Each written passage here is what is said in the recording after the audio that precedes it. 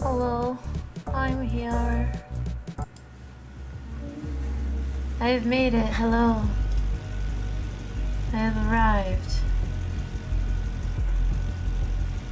Oh my goodness. A lot of pre-prep. Hi! Happy Tuesday. I think yesterday went well. I don't feel too good today, but I am here and we're gonna do some spooky cozy time and it'll be great. Some relaxing spooky cozy times. Yeah.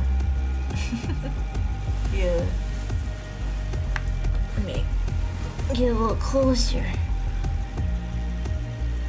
Oh shit. I did something.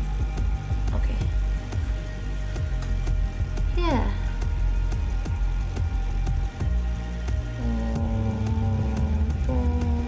Hope everyone's Tuesday went well. I was crunching numbers all day and it was mid. It was still better than my old job, so I'll take it. Did people lose their streak for me being off yesterday?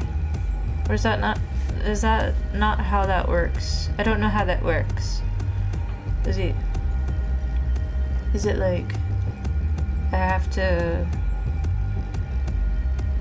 It's Tuesday, isn't it? It's Tuesday, innit? It's Tuesday, isn't it? It's Tuesday, isn't it?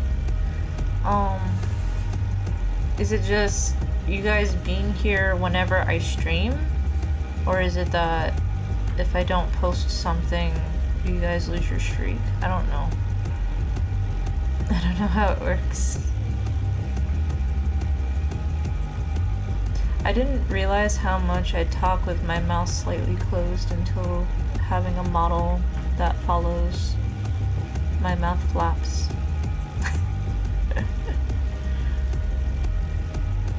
I'm actually not too sure. Yeah, me neither.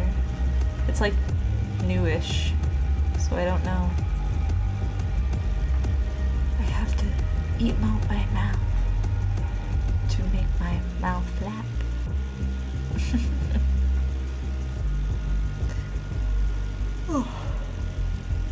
You know, I keep saying that this is gonna be the day that I do an hour stream, and then I end up streaming for longer than an hour, so I'm not even gonna say it. If it happens, it happens. Let's pull up that Umaneko no Naku Kurni. Umaneko. Umaneko no Naku Kurni. It was like the worst thing to do. I don't know why I did that. That was the worst.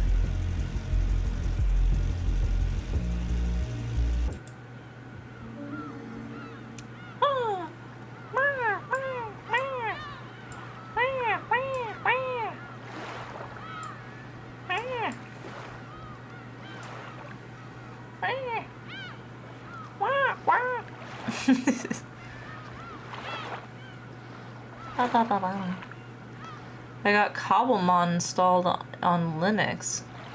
What's a Cobblemon? What's that? Squaw! Squaw! Squaw!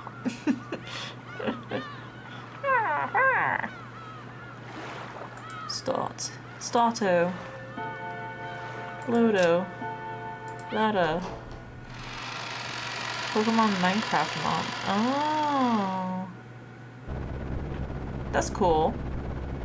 Very cool, very cool. Can you guys hear the... You can. Lower it a little bit. Okay. Here we go. We see... my dyslexia is really bad lately, please understand. Please understand. Seems we've docked at the harbor. The boat driver came out and jumped to the pier with the mooring rope. A large man in a tuxedo was waiting there for us with a warm smile. I didn't recognize his face, but judging by his clothes, I guessed he was a servant of the Oshiromiya head household. Welcome home, milady. You were so late in returning that I began to worry. Thanks for caring. This moron got so scared we had to slow down. It was seriously annoying. Shut up. Someday, when the shoes are on the other foot, you'll remember this. At this rate, word'll spread to the whole family and I'll be the big conversation piece during dinner. Even without this, everyone be talking about me because of that 6-year gap, and now I've even given them an even juicier topic. Damn it, why does the Oshiromiya head family have to live on this isolated island? In the meantime, the boat had finished its mooring. A small plank was lowered so that we could get down. One by one, our parents came up from inside the boat. You must all be quite tired from your long trip. Madam, please allow me to assist you. Thank you. It's been a while, Goda-san. How are you? I thank you for your concern. It's always my pleasure to serve. Battler, isn't this your first time meeting Goda? If I'm not mistaken, you were working here 6 years ago, right? Indeed. So please allow me to greet him for the first time. Oh, he wasn't.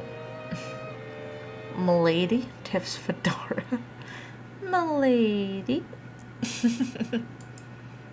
It's an honor to meet you, Battler. I'm pretty confident about my height, but you're huge. This is definitely our first time meeting. I'd never forget meeting a big guy like you. It's a pleasure.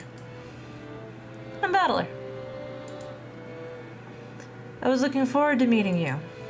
I'm Goda, your servant, and I've been working for the Oshiromiya head family since the year before last. It is a pleasure to make your acquaintance. If there's anything you need, please feel free to rely on me at any time. But I'm using Ubuntu, not Fedora. What's an Ubuntu? What is that? What's that? Goda, it's been some time. It has been too long, George. Please allow me to assist you. As usual, you're a pro at welcoming guests. If you ever need a job, just let me know, okay? I'd hire you anytime. You do me too much honor. Please allow me to assist you, Hideyoshi. Goda then lent a hand to everyone as they disembarked, greeting them as they passed. His speech and mannerism had the refined polish of a professional. He was very graceful, in contrast with his initially tough-looking appearance. His large size made him seem a bit scary at first, but he was much more polite than my first impression had led me to believe. He claimed to have served on the island for 2 years, but he had doubtless worked at a similar job somewhere before. After everybody disembarked, the mooring rope was untied and the boat started to steer away from the harbor. It was probably returning to its home port in Nijima. The captain waved his hand in farewell. Maria conscientiously waved her hand back. Now that I think about it, that must be why I felt something out of place for a while now. Can't hear the cries of the seagulls. Seagulls? The birds? If I remember correctly, whenever we came to the island in the past, the seagulls always greeted us with their lively nyeh cries. Because of that, whenever I heard cries of seagulls anywhere else, I get the feeling that I'm coming to a family's conference. Except for the small part of the island where those of the Oshiromiya head family live, Rokenjima has been left uncultivated, which apparently makes it paradise for wild birds. Supposedly, there is a cliff somewhere that housed a huge seagull colony, so this island was always full of seagulls. Not having those seagulls here to greet us made me feel a bit lonely. I should pull out my book.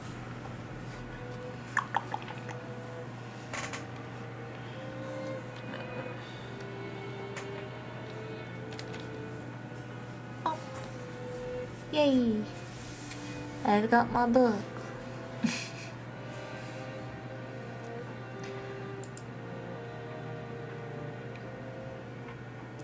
What's wrong, Battler? Oh, Aunt Rosa. Nah, it's nothing really. I was just thinking it's a bit lonely without those cries of the seagulls. My, that's true, now that you mention it. Even though they're always so nosy, today there isn't one to be seen. Oh? I know seagulls. Maybe it's because the seagulls are having a get-together somewhere too. Maria, did you want to see the seagulls? Oh, wanted to see them. Still, it's a bit strange there isn't even a single one around. Maybe Jessica grilled them all and ate them up. The hell? Don't say disturbing stuff like that. You'll get Maria believing it. Jessica grilled them. Jessica grilled them. Ooh. I did not. Why the hell would I do something like that? That's right. Jessica grilled them. Skinning meatballs, liver and onions. Swimming in meatballs. Liver and onions. Swimming meatballs. Swimming meatballs. Blech.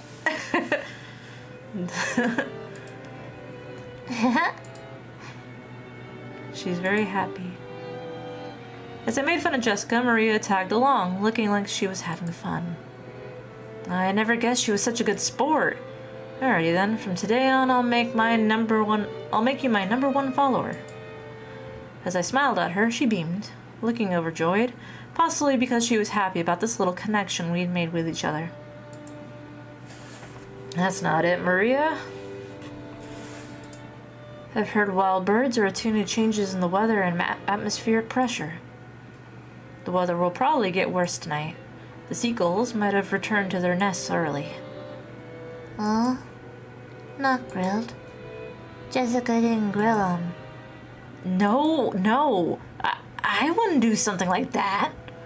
Battler, you admit right now that you lied. Battler, Maria is a naive child, so she takes even jokes seriously. You should choose your jokes more carefully. George gently scolded me, even though I outstriped Big Brother at height. Big Brother was Big Brother, of course. There was no choice but to obediently apologize. Sure, my bad. Maria, that was a joke. The seagulls are just taking it easy in their nest today, that's all. Battler lied.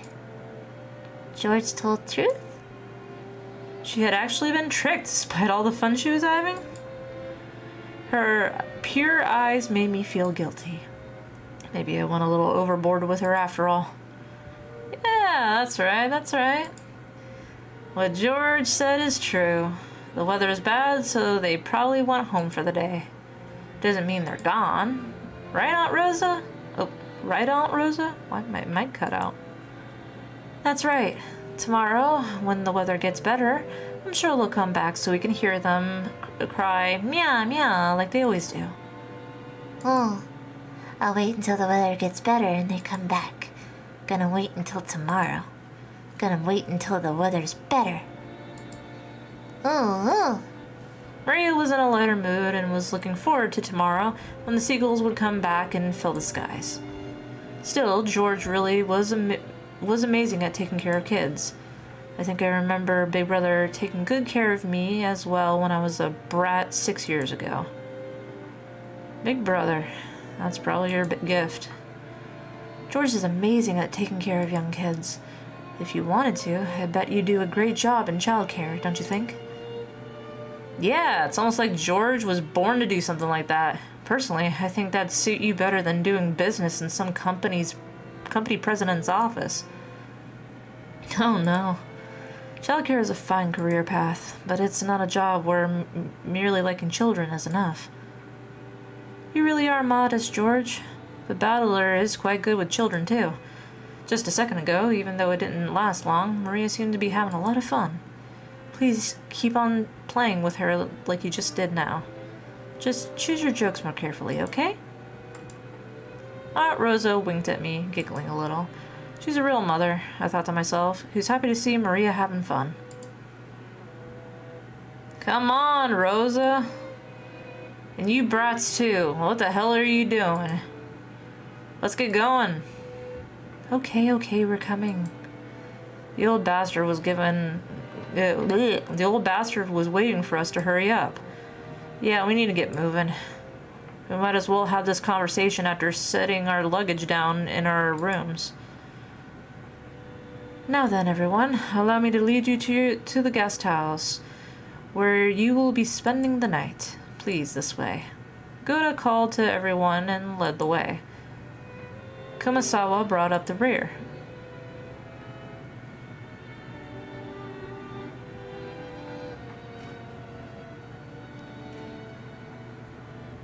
Epic musics. A serpentine, twisting path led through a dim forest. It ran a bit uphill. I'd guessed the path was made all twisty so the slope wouldn't seem too steep, but personally, I'd have been happier if they had the guts to make some stairs in a straight line. No doubt they made the path twist on purpose to put on airs of distance and importance. Before long, we saw garden-style stone steps. From here on, I do have some memories. Go up these, and at the top of the stone steps, we saw a beautiful guest house.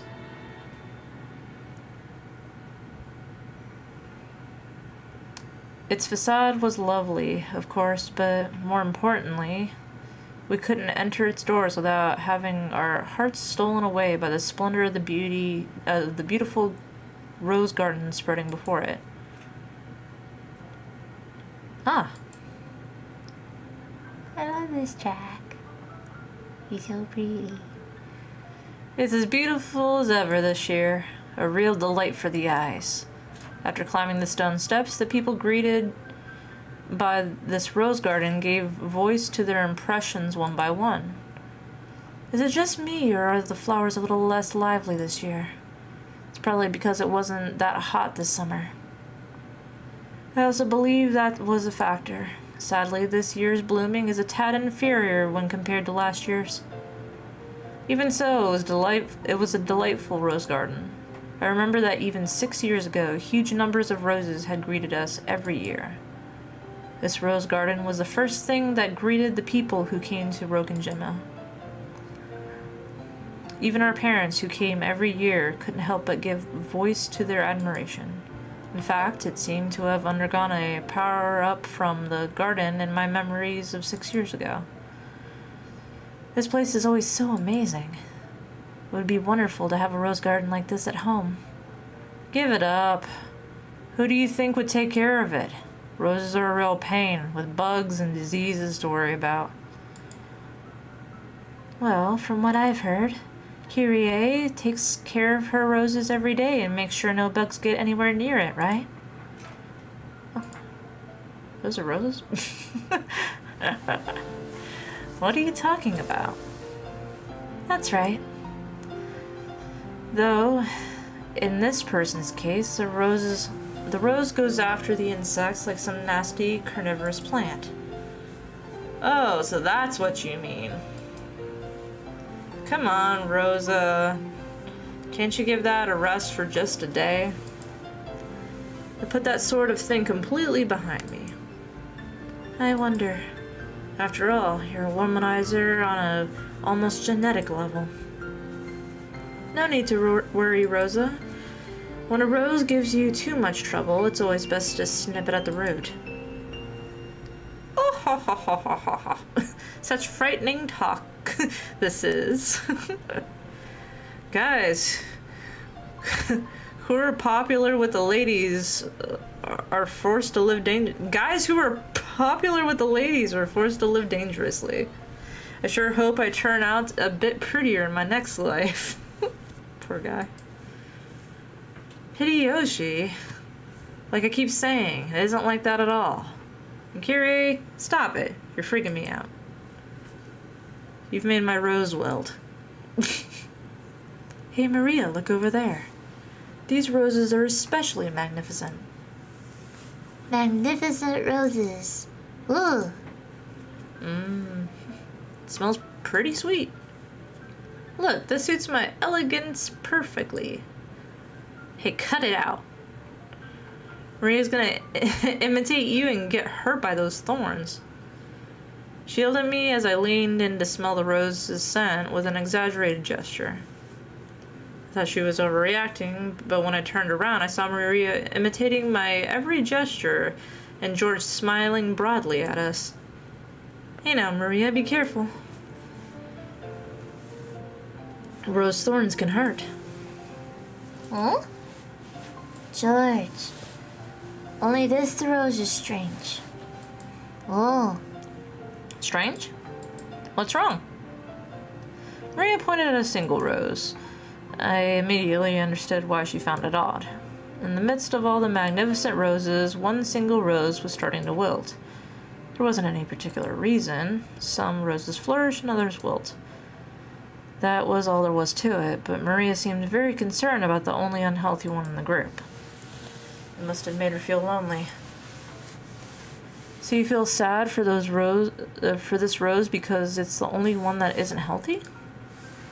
Oh. The others are all healthy, but this one's sad. That rose is me.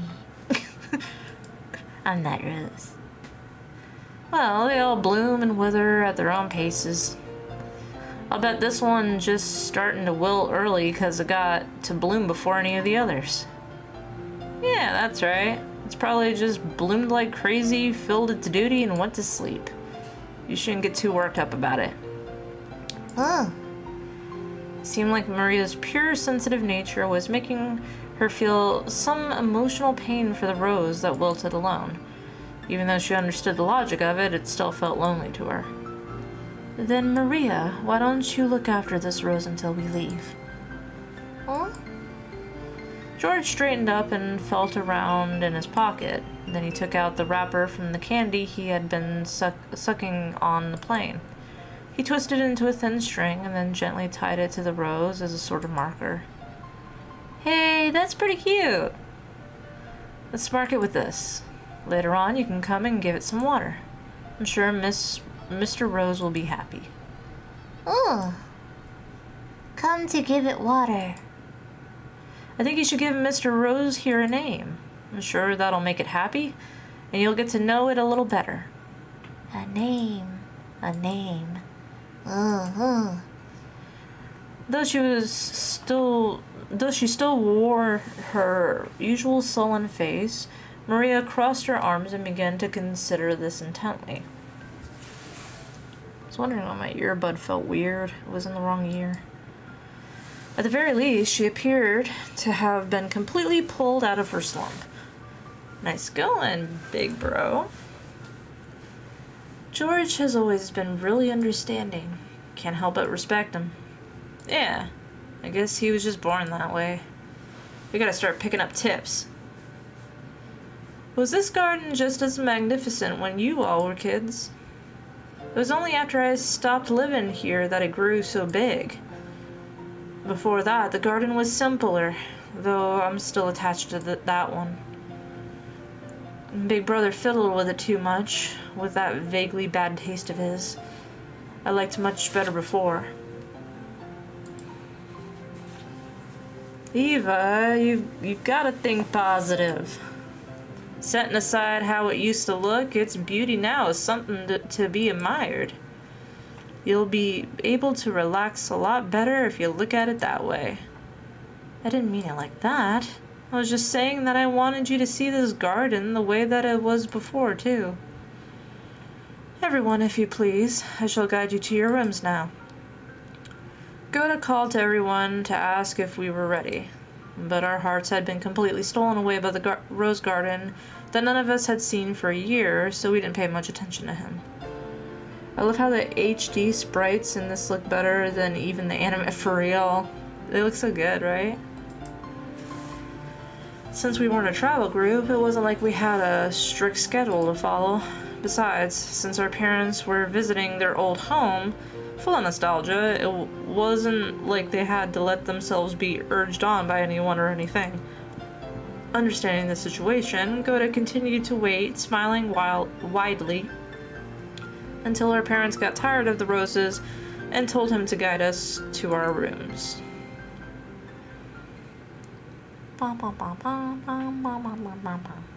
Oh? Hey!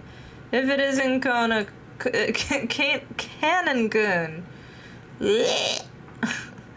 It's been so long, how you doing? Uncle Hideyoshi suddenly shouted.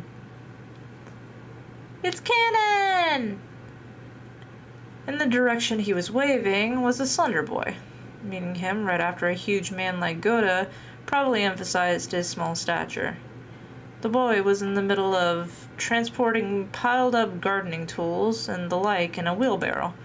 When he realized he was being called to stop, he set down the wheelbarrow, took his hat off, and bowed his head. Good afternoon. I figured he was probably younger than me, and I realized the general atmosphere surrounding him that he was another servant. He greeted us in response to Uncle Hideyoshi's call, but he seemed like he might be pretty unsociable most of the time. It was a greeting that lacked feeling. When Goda noticed that our interest had shifted towards him, he went to the boy's side and introduced him to us.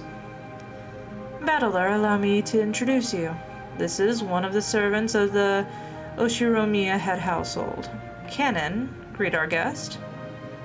I'm pleased to meet you. I am the servant, Cannon. Yet my first impression wasn't wrong.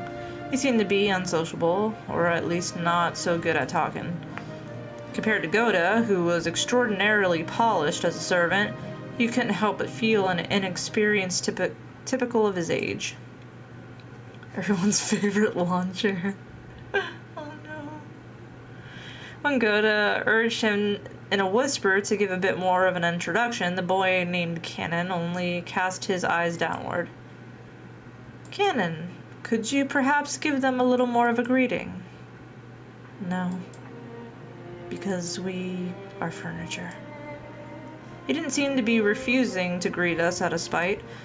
Rather, he seemed to have fallen silent because he didn't know what else to say to us in a greeting. Well, Cannon's shy and doesn't tend to talk much. He might not be that sociable, but deep down he's really a good person. Don't get him wrong. I've been working here for 3 years, or you've been working here for 3 years, haven't you? Pretty sure you started a year before Goda, right?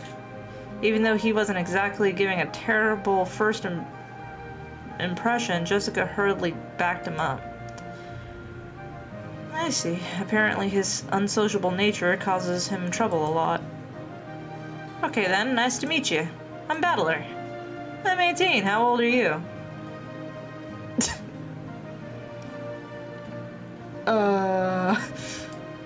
He fell silent, as though wondering whether or not it was a question he'd have to answer. But here again, Jessica plowed ahead. If I remember correctly, Cannon's 2 years younger than us, so 16, right? Yes, that is correct. It looked like he would have preferred not to tell us his age if given the choice. That was probably because he thought we'd look down on him for it. I remember that when I was around his age, I hated being asked how old I was by adults. I see, 16, huh? That's gotta be a delicate time. Which means I probably asked something I shouldn't have. I'm glad you're about our age. Just be cool and call me Battler, and I'll call you Cannon. Thank you very much. But the sentiment alone is sufficient, Battler. Jessica looked panicky for some reason. She seemed to think my impression of Cannon was getting worse because of his refusal.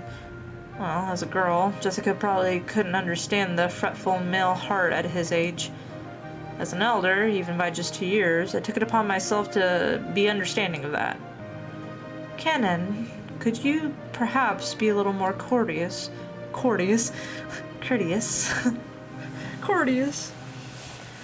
A smiling face is also part of a servant's duty.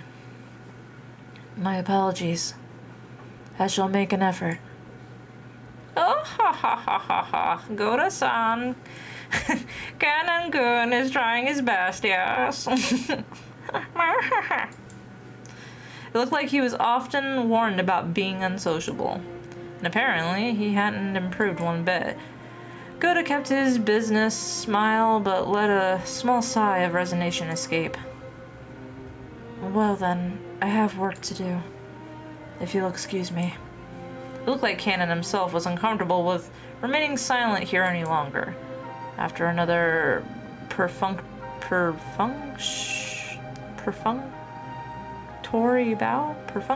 bow, he turned around and started pushing the wheelbarrow again. Just then, the wheelbarrow suddenly wobbled and fell, scattering the load. I guess the wheelbarrow's single wheel got caught on a pebble and lost its balance. What do you think you're doing? Now, clean it up quickly. Goda urged him to hurry in a quiet voice, as though hinting that it was shameful for a servant to appear clumsy in front of guests. Cannon wordlessly reloaded the wheelbarrow with the fallen objects, as if to say that he understood quite well without being told. Cannon looks like a Gundam character. He does. He seemed to be fine with the light-looking garden tools, shovels and such, but he looked like he was having trouble getting his arms around and lifting up some sacks of fertilizer. Are you okay? You're so careless. Here. Milady, you will dirty your garments. Please, leave this to us. With a smooth motion, Goda took the shovel that Jessica had picked up. Behind him, Cannon was having trouble with the sack of fertilizer. Oh, you'll dirty your garments? Don't worry, the ones I'm wearing aren't that expensive. Besides, I hate guys who just sit there and make the waitress pick up the fork they dropped at the restaurant. I lifted up the other bags that had fallen. Of course, they weren't light, but for me, it was a piece of cake. Cannon looked at me, surprised. It was the face of someone who would never expect to receive help from a guest. Battler, don't worry about it. I'll take care of everything, so...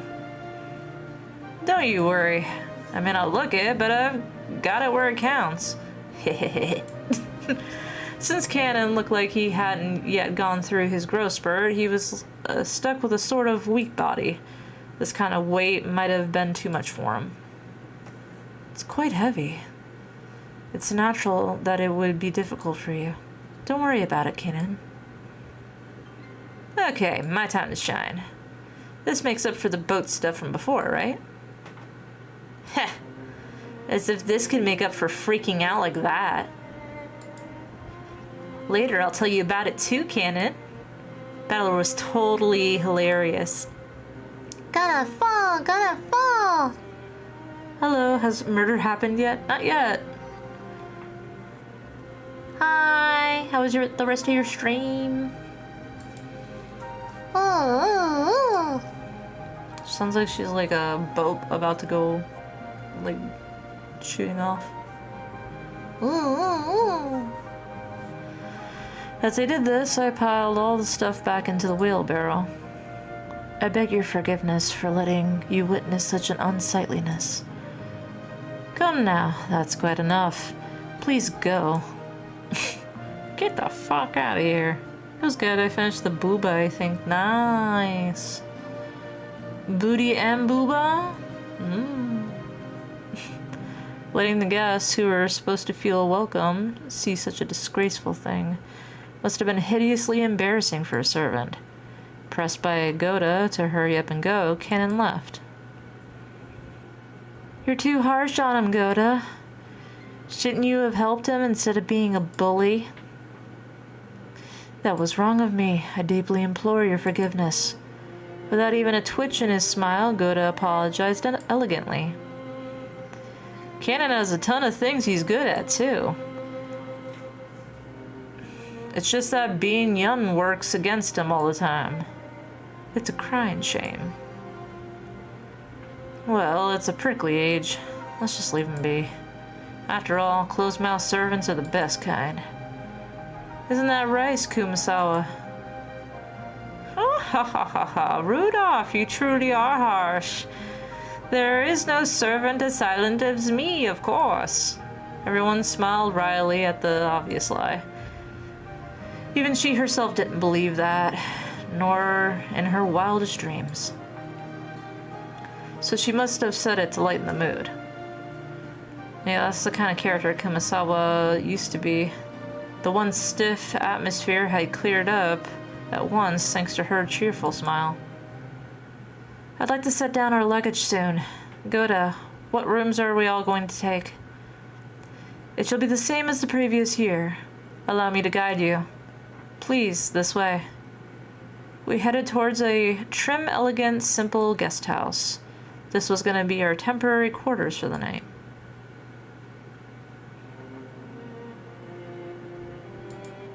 Cannon watched over ahead as the guests all entered the guest house, the greenhouse. Then he let his eyes fall on the heavy sacks of fertilizer piled up on the wheelbarrow. In his mind, he kept going over his previous mistake. Battler, big and strong, had picked up the sacks in front of him. The sacks Cannon couldn't lift himself, as if they were feathers. It would be extremely difficult for an outside observer to guess what emotions that favor had stirred in Cannon. But as far as you could tell by watching him hang his head, there was something that he just couldn't let go of. Muttered words escaped his lips.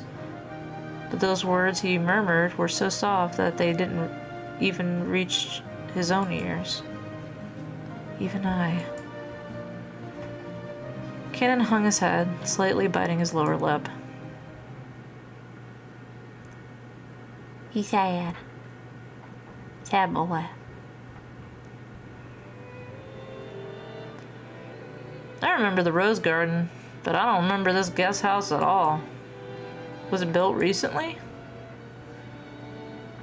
Toriana? Toriayan? I don't know. Visitor's Retreat was written on the gate post like thing, but since everyone called it the guest house, I followed their lead. The brand new Western-style guest house, which stood overlooking the roses, had a magnificent design carefully done in harmony with the garden. Correct. It was built the year before last. Ever since then, they've had us sleep over here.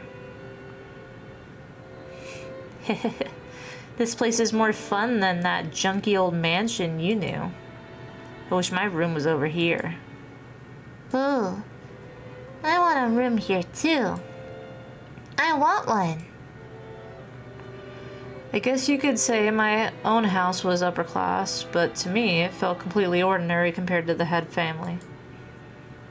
The display of wealth was shocking, as was the fact that they built this kind of awesome guest house for guests who came over only a few times a year. Spam caller. Eva, Hideyoshi, please do make use of this room. Rudolph, Kyrie, please take this room here.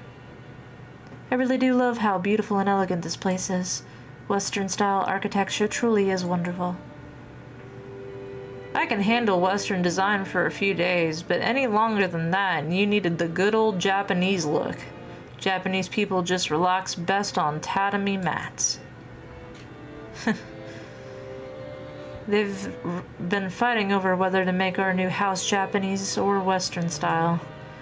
Mom still holds a grudge about Dad having the construction started with a Japanese layout, and they bicker about it all the time. I'm really jealous, George. Your parents get along well, don't they? Mine are so frosty. And again, they're always in sync when it comes to my grades. All the rooms seem to be for 2 people. I was grateful, since I wasn't going to be forced to share the same room with the old bastard under the pretext that we're family. And anyway, I figured those 2 wouldn't be able to enjoy themselves with someone like me around. What's with that creepy smile? You're thinking about something dirty, aren't you? Jesus Christ. Something dirty? Of course not.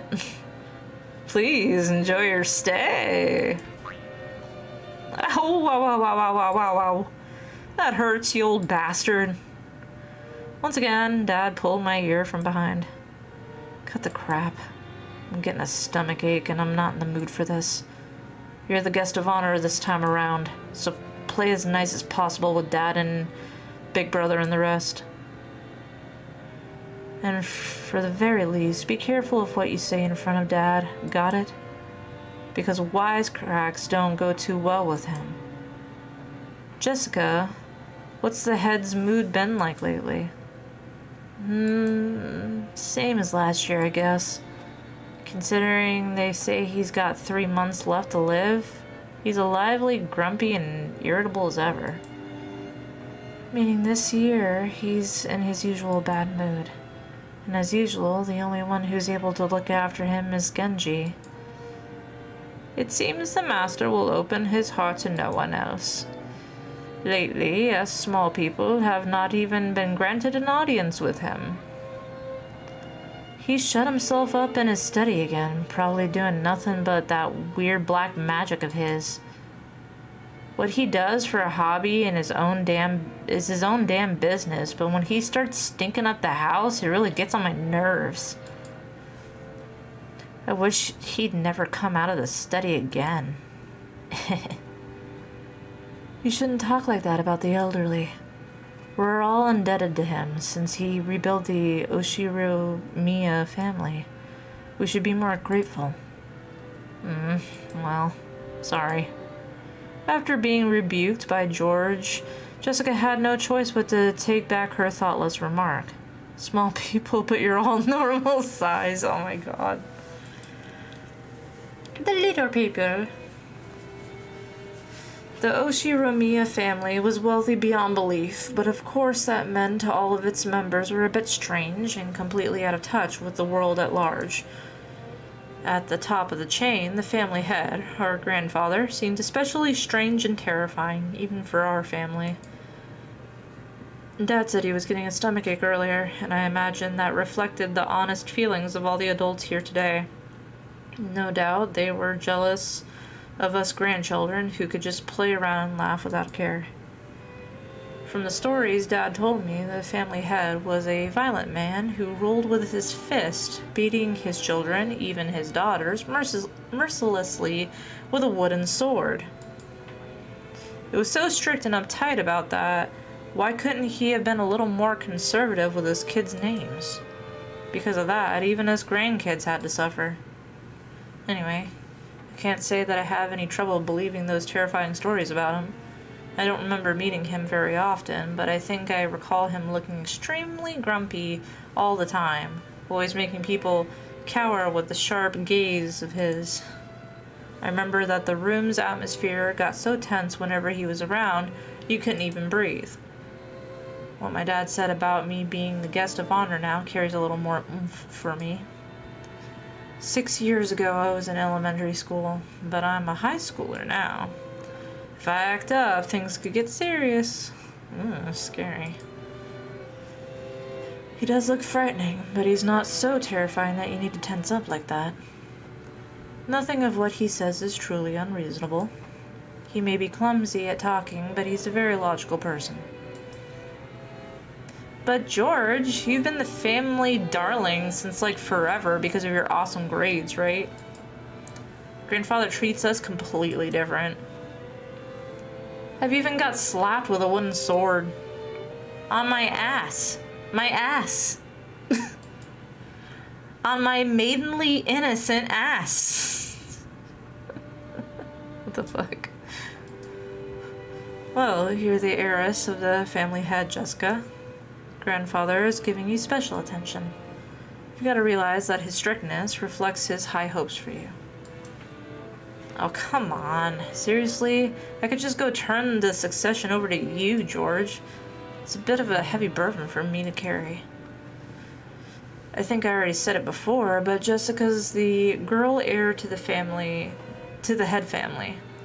We're only cousins in branch formalities, so she probably feels a total different sort of pressure than we do. Huh? Jessica, is that heavy?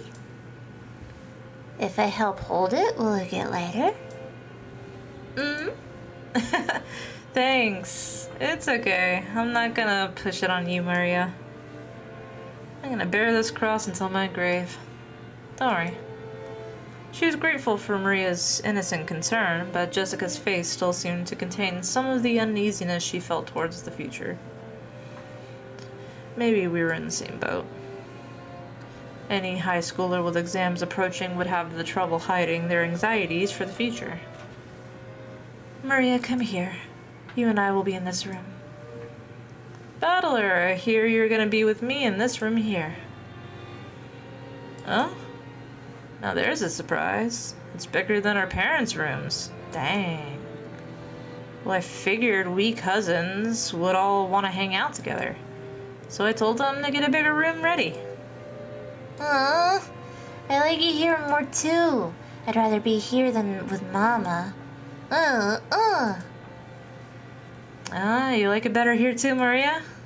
Okay, this room is George's and mine, but we'll give you special permission to come in. Better keep it a secret from your mom, okay?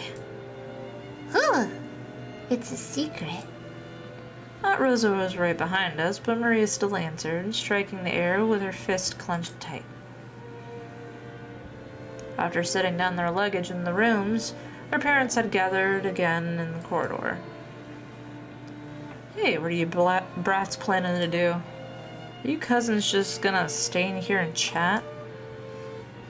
Seems they were heading to the mansion to announce their arrival. Normally, they would make us follow them and greet everyone together. But if that had been the case, Dad would have just told us to come, and that'd be the end of it. He's saying it's okay if we don't come, so what'll we do?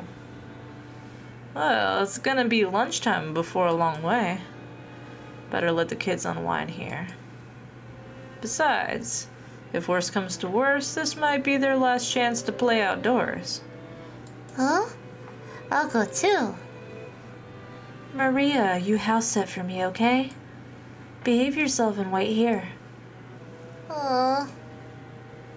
Since Maria was being told to house sit here, we certainly couldn't leave her on her own.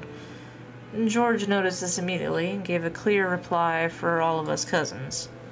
Well then, we'll accept your offer in the house sit. We've got lots of stories to tell each other after being away for a year. That sounds wonderful. And Battler has 6 years worth of stories to tell, doesn't he?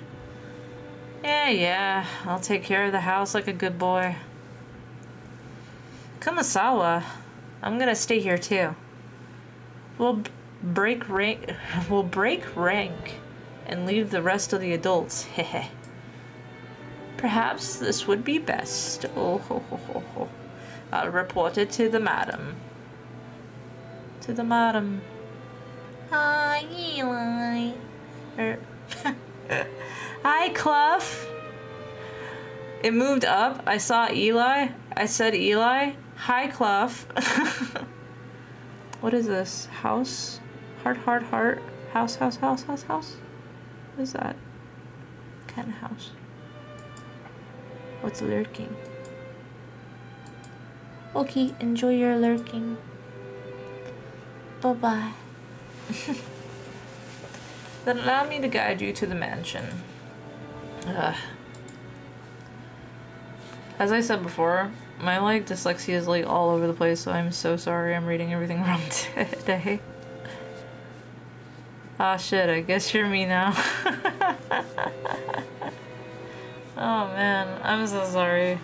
I'm out of it today. My brain's brrr. I also forgot to bring in a drink. Excuse me.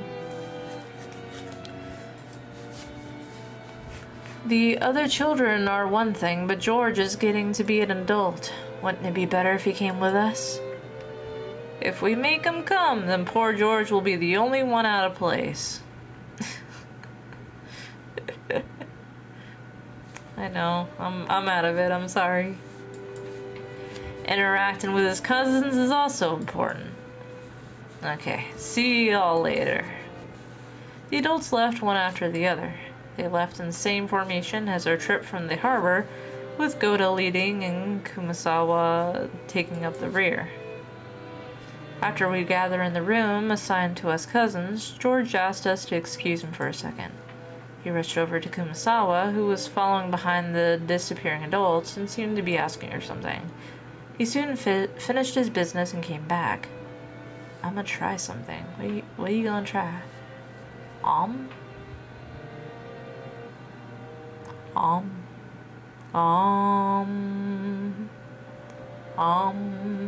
don't know what you're doing. What's up, big bro? Nothing. I just wanted to ask her something. Oh, tell me too. Tell me too. What could George be asking Kumasawa and not me, I wonder? I don't have a clue. No, it's a misunderstanding. Not that I know what you're misunderstanding. I was trying to summon an emote. What's the emote? What? Eh? Inaki was getting pretty tongue-tied. It was almost as though he felt guilty about something, and Jessica knew exactly what he was worried about. At any rate, it was no fun if Jessica gets to know about it and not me. Hey, Maria! Looks like we're the only two out of the loop, right? Don't you want to know what they're talking about? Ooh. We want to know too. We want to know too. Ooh, ooh, ooh. I fooled around while oohing together with Maria. No, I'm telling you. It's no big deal. Liar. I'm surprised you tell such a terrible lie, big bro. Confess. Maria, you tickle his right side, I'll tickle his left. I'll explain later, don't worry about it. Oh, I've got his right side. Ballard's got his left side. Oh! Wait a second. Wait, you two. Stop. Marie and I played around chasing George as he tried to escape, rolling on the bed. I realized high schoolers aren't supposed to bounce around like kittens, but I still miss this kind of fun. A warm, cozy kind of fun. George, what were you asking Kumasawa? Well, I've got a good guess. It's been a year since the last time you visited the head family. Who knows what You know what? I frequently behave in ways that would make me feel unsafe if it were on my channel, but when it's on somebody else's channel, it's their problem, not mine. Oh my god. You know what servants might have come and gone during that time? Either way, it looks like he'd like to go and say hi.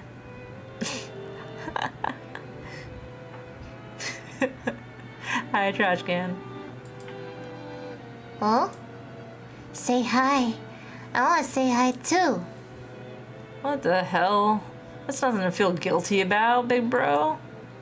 Hmm? I'm not buying it. Maria, don't be fooled. Big bro's still hiding something. More torture. What's that word? Oh no.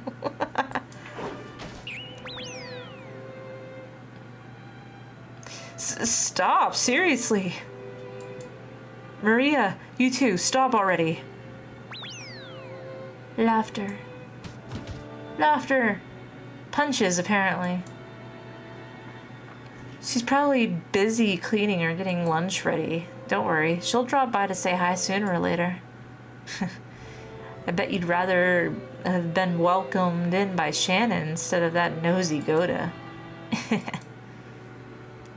Shannon? Shannon? Yeah. I remember a girl with that name. Is she still a servant? How's she doing?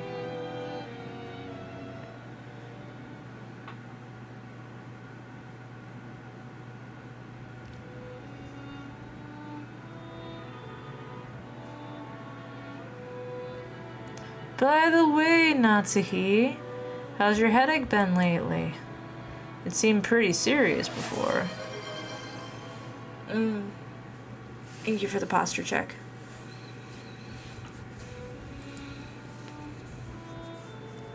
I have been much better lately. Thank you for your concern. All right, here, a present for you, Natsuhi. Thank you very much. I'm always receiving gifts from you. Is this black tea? It's herb tea with peppermint and lemon balm. Dance, dance. Dance, dance. It's a blend from a well-known store, and it's supposed to be good for headaches. I thought it might help you too. Rosa was always a conscientious woman. Probably because she was the youngest of four and... Why do you swear now? Oh! Oh my goodness. Thank you! Thank you so much! Thank you, Trash Can, for the gifted sub. Yay! Yippee. Thank you. I appreciate it.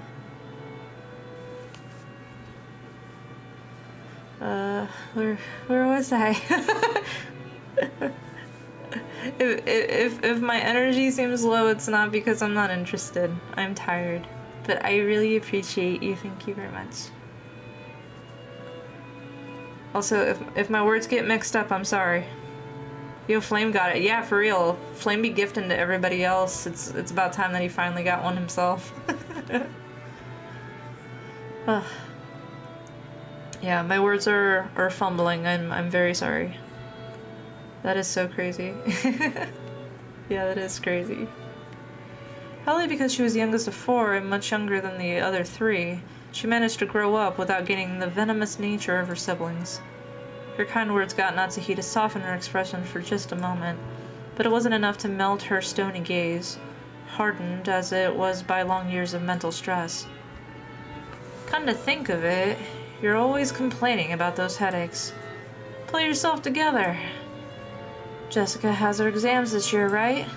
That's gonna be a turning point in her life. Will she really be able to rely on you as a mother if you're like that? Besides, Natsuhi, you're 3 years younger than me. You should get your act together. Damn, that's crazy. Yay. Yay. How are you? How are you doing? Are you feeling better? When I gifted a sub to Trash Can, I was trying to sub for Flame, but I didn't know they were random, and now it bounced from Trash Can to Flame. Yeah, that is crazy. It's like a full circle. How does Gwen and others sub to a particular person? I don't know how they do that. Like, Gwen specifically was subbing to, like, big streamers on my, like, debut. What kind of cheat code is that?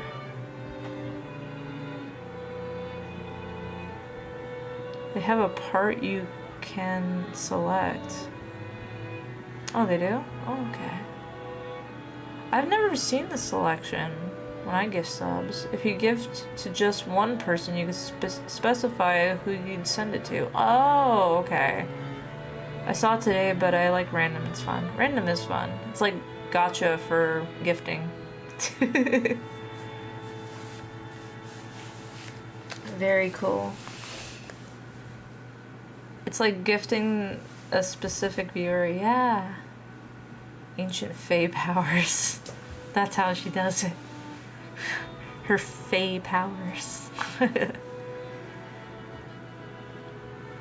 Any more than one and it randomizes automatically to the community. Oh, okay. Maybe that's why. That's what did it for me. I apologize. I have a tendency for headaches all my life. Even under normal circumstances, Eva sometimes failed to choose her words carefully. But her comments aimed at Natsuhi contained shards of obvious malice, though she hid it with a smile.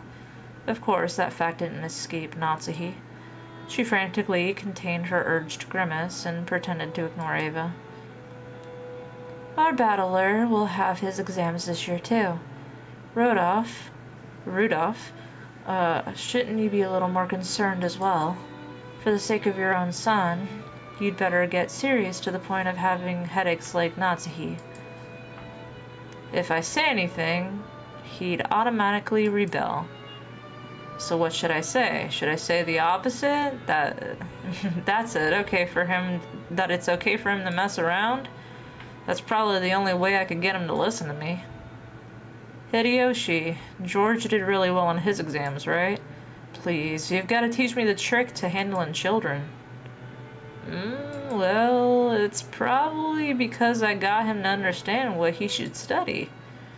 Study isn't worth anything on its own. That's right. The real point of studying is to practice research and stuff on your own whenever you bump into something you don't know. If you can't do that, you can't be useful to society. I'm not talking about math or writing. You gotta learn how to learn. That's splendid.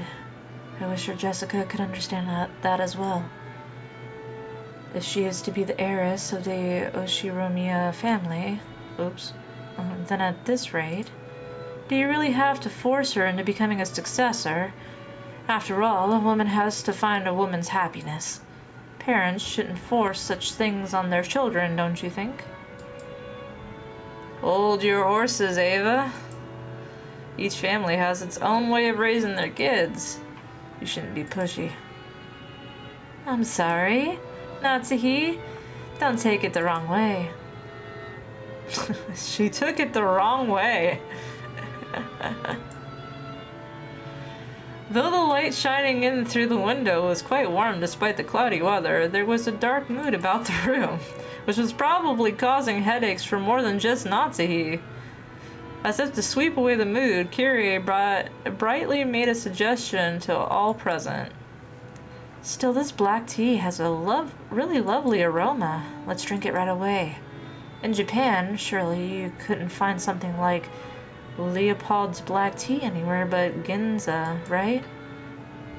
I see you know a lot about it, Kyrie. I guess it was worth going all the trouble to buying it.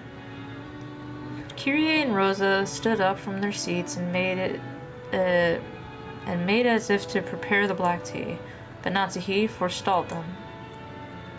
I thank you both, but we can try that later.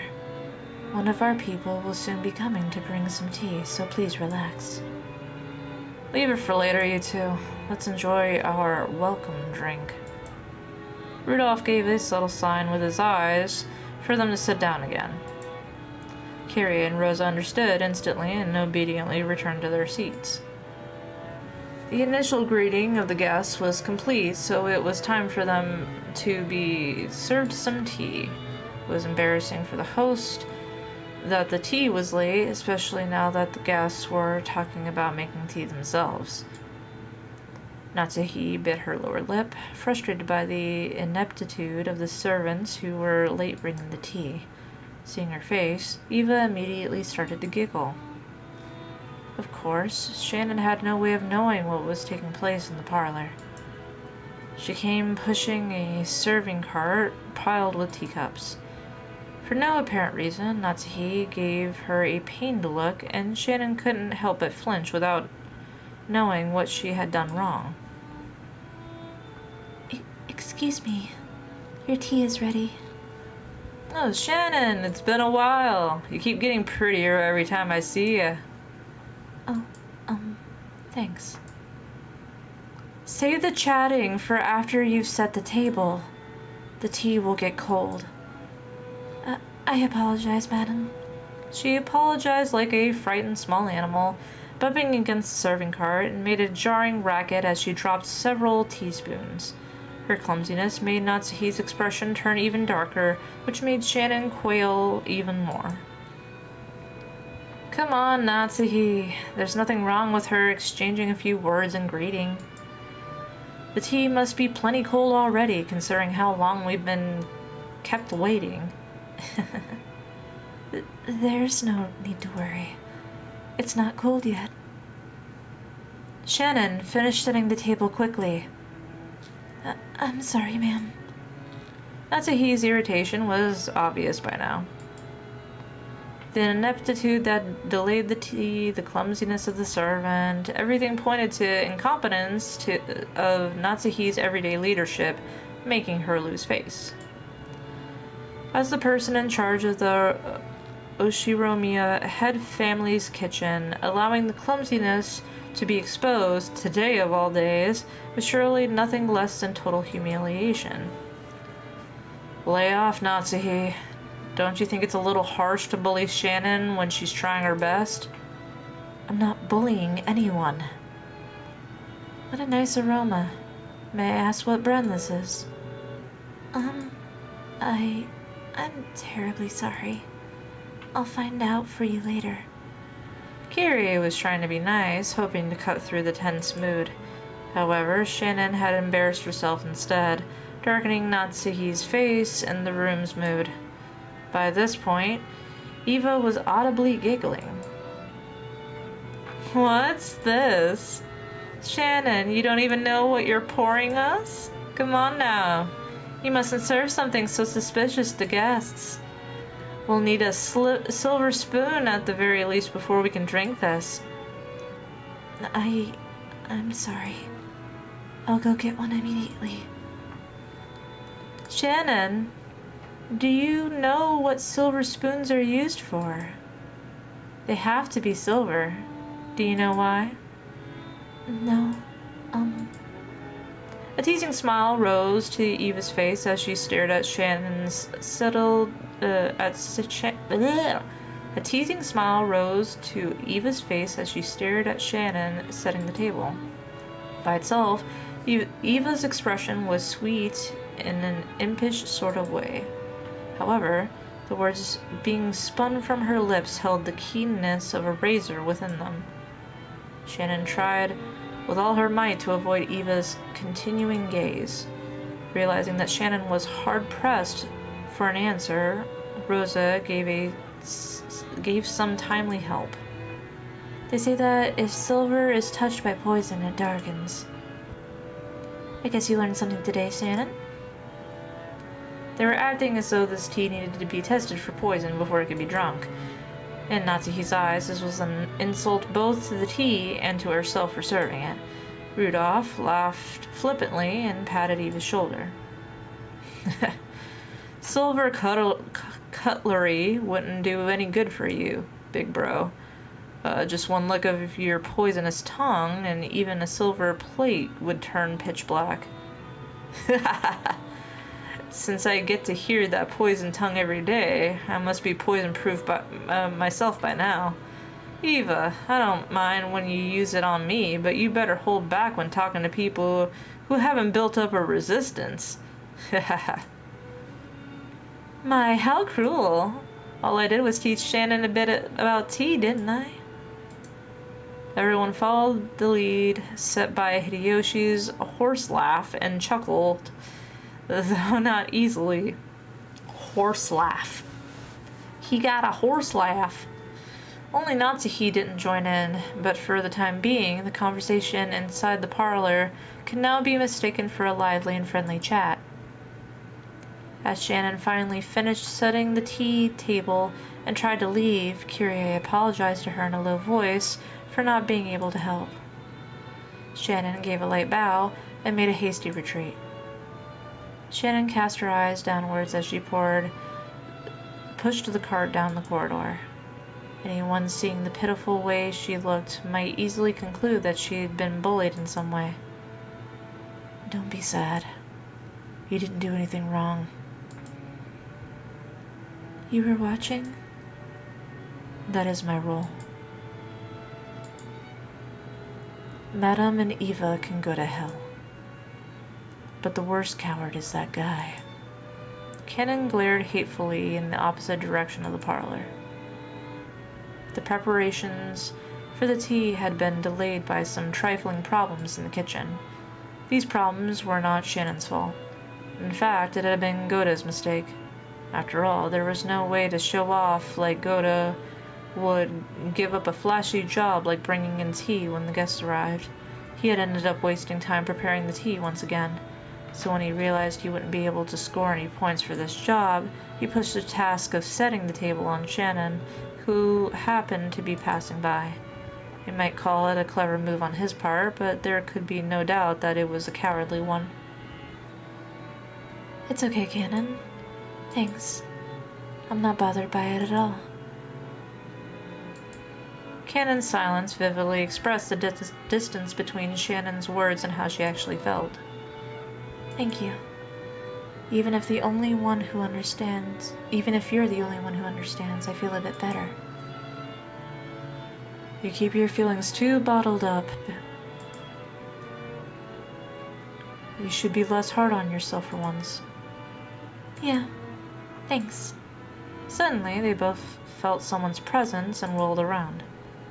A middle-aged man stood there. It was Genji, the head servant. What are you doing there? Shannon hurried back to the kitchen. Yes, if you'll excuse me. Shannon humbly obeyed and promptly made to push the cart and leave. However, Cannon appealed to Genji in silence, bearing something in his eyes that he could not express in words. What is it? Did something happen? Shannon didn't do anything wrong. But even so, they... Stop it, Cannon. Please excuse me. I'll return to work immediately. Cannon, you should go back to your post too. Please. If you say so. If that is all, then go. Yes. If you'll excuse me. From the shadows in the hallway, an old woman wearing an apron watched over them. It was Kumasawa. Poor Shannon, Cannon. There's no reason for those two to be picked on. Still, Goda's dislike for them is an undeniable fact. Until Goda was taken in by the Oshiromiya head family, I hear he worked for a fabulous hotel somewhere. The manner of work he learned there was quite impressive, I believe. It's just that Goda is the newest servant here. He must have a lot of pride accumulated from his previous positions, because Shannon and Cannon are his seniors here at the mansion, and yet are inexperienced and have gone through much less in life than he has. He picks on them at every chance he gets, and also, sad as it may be, they are disliked by Madame Natsuhi too. Of course, if we're talking about experience, the Madame has been in this family much longer. And yet, this is one point where I cannot help but sympathize with the Madame as well. Truly, the Master is a man with many sins on his conscience. Why didn't he realize that such a trifling whim of his would give the Madame such an inferiority complex? Of course, on the inside, even the madam is fully aware that those two don't deserve to be treated so harshly. However, the heart has reasons that reasons know not. I feel so sorry for them. I can't do anything but watch over them from the shadows.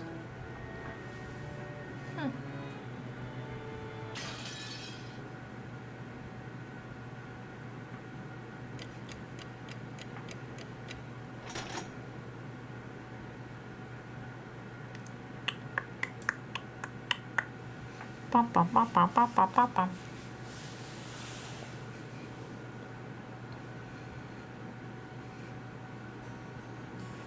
The four of us cousins were enjoying our stories, just shooting the breeze. Anyway, there were both girls and guys here. Plus, we had people over a wide spread of ages, adult, high school, and elementary. Even if we just talked about our own lives, the other three kept listening attentively. I think I'm finally getting used to all this. Jessica and Maria have grown more than I could have imagined in the past 6 years. To be honest, I was feeling a bit uncomfortable, but talking like this, I guess that's on the inside. Nothing really changed since back then. I agree. You haven't changed a bit, even after 6 years. Even though your body's gotten gigantic, you're still a kid inside. Oh, I'm a kid too. I'm a kid too. Well, even you aren't going to be a kid forever, are you, Maria? You remember the joke I made on the shadow transition? Man, I can't actually. Fuck. I can't remember. I remember you made it so much when we watched the anime. But I can't remember what it was. Damn it. I mean, you're gonna transform from a kid into a cute young lady, aren't you? And when that happens, that flat as a board chest will reach Jessica's level, huh? When that happens, you gotta let me touch him, okay? No, it's a promise. No. Yeah, here we go. No, Maria. You can't make that kind of promise. That's bad. Thank you. Oh? Oh, yeah. The symphony of battle music. I promise. No, don't promise that, girl. No. Maria, you're a really earnest, good girl. The guy you marry is gonna be really lucky. Hey, stop trying to change the subject by making it sound pretty. Maria, that promise never happened. Never. The promise is cancelled? Sure is. As I thought, without Battler and our little quartet, this group of cousins just didn't feel complete. These 6 years have been kind of lonely. That's true. We didn't really goof off like this. Still, we did have the same pretty constructive conversations, right? Stuff about preparing for our future, exam taking, finding jobs. Oh, I'm so sorry. Now that I'm here, we're just talking about stupid stuff and mess around.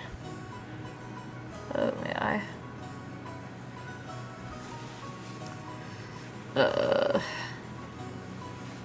But I'm having more fun this year. Ooh. That's true. I agree. This year is the most fun yet.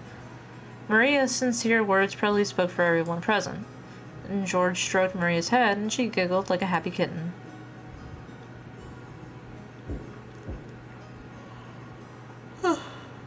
Pardon me.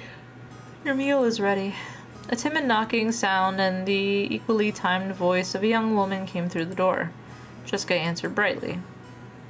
Shannon, come in. You remember Battler, right? Jessica stood up from the bed and opened the door. There stood a servant girl who must have been about our age. It's been quite some time since we last met, Battler. It's nice to see you after 6 years. It's me, Shannon. Trembling a little as she noticed me, she bowed deeply. Ah. Jessica had surprised me, but look at you, Shannon. You've turned into a total beauty too, haven't you? You're too kind. Still, the food on this island must be really nutritional, huh? Bro, Grow up. What are you eating and how are you training to get boobs that big? The fuck, bro? No. Oh, God. No. Guess I'll have to feel them a bit and see whether yours or Jessica's are bigger, okay? No. Get that face off your face. He's locked in for real. With both hands poised and saliva dribbling from my mouth, I closed in. For the sake of justice and my personal honor, I'd like to point out that I don't suffer from some strange disease that makes my lymph nodes itch until I scratch my neck open, which can only be prevented by fondling breasts. Okay, well, there's a Higurashi reference, but also what? Brother! Brother, stop. Brother, stop. This is just battler style method of communication. No! If I slowly close in on her like this, odds are 8 or 9 out of 10 that I get slapped or clobbered, right? I don't like this. I don't like this either. So I can use this battler original technique to spark a gag like that and break the ice. Well, it also means that I really do get to touch them. That 1 in 10 chance though, right? Yeah. Like that ever happened. Oh, hello dear. Trust me, it's good, I'm not kidding. At this point, my hands were less than a centimeter away from Shannon's boobs, but the counter-strike had yet to come. She blushes and lowers her head in embarrassment when she realizes what's going on. But she just stood there with both hands politely joined in front of her, not even trying to resist or cover her breasts. Hey, I wasn't planning for this. Please hit me right now, or I'm seriously gonna... Which is why I'm glad that Jessica chose that time to drive her elbow into the back of my head. Okay, she killed him. Beautiful.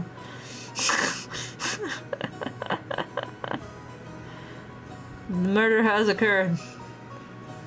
Shannon is safe. Deserved, yes.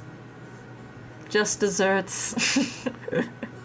I like how in his mind he was like, this is gonna be a sick icebreaker. So what I'm gonna do is I'm gonna do something really obscene and hope I get beat the fuck up. And it'll be really funny and everyone will like me. Like, wait, why isn't this working? Ah, perfect, I've been abused. Like, what is this train of thought? Brother. You good? Jekka! Learn some self-restraint, for real. Good. Ow. Thank you so much, Jessica. Why the hell are you thanking me? Seriously? My bad, Shannon. I almost got overwhelmed by your hypnotic chest.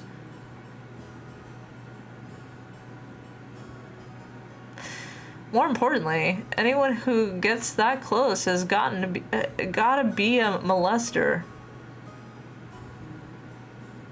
Did he just call himself a molester? What is happening? You gotta fight back when people do. Oh. I was like, what? What is wrong with this guy? No, he's...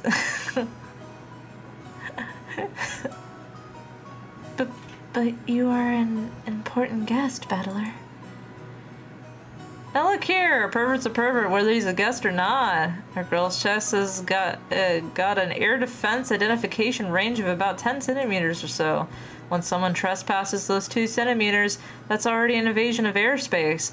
So you better scramble the jets immediately and give him an instant slap. Okay. Yeah. Why does he know that? He's like, he's like those guys that are like, hey, you want some drugs? You shouldn't do drugs because like, drugs will cause you to explode and then turn into 50,000 bees. If you do drugs, you will die. Don't do drugs. It's like, but you offered them. What do you mean? This is a setup.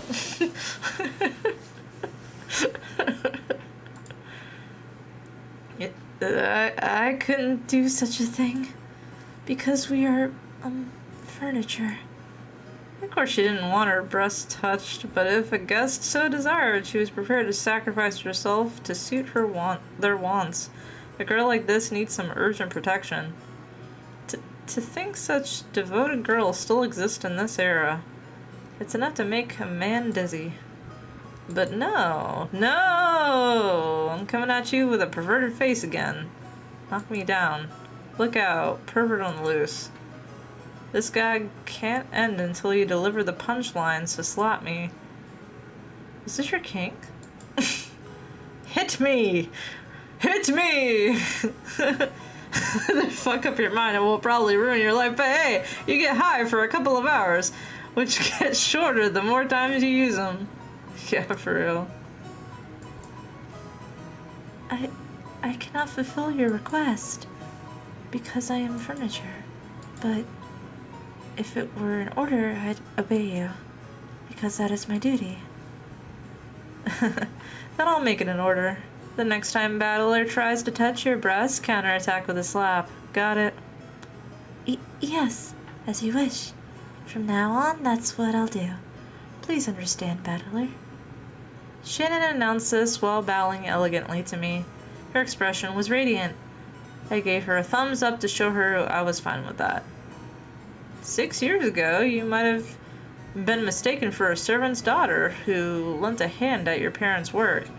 But now you're a full-fledged adult servant. How long have you been working here? Well, I've had the pleasure of serving this household for about 10 years. She's... The kanji for her name are read as Shannon. Now here's another name that's far from typical for a Japanese person. Back in the day, I was a kid myself, so I accepted her name without paying it much attention. This woman.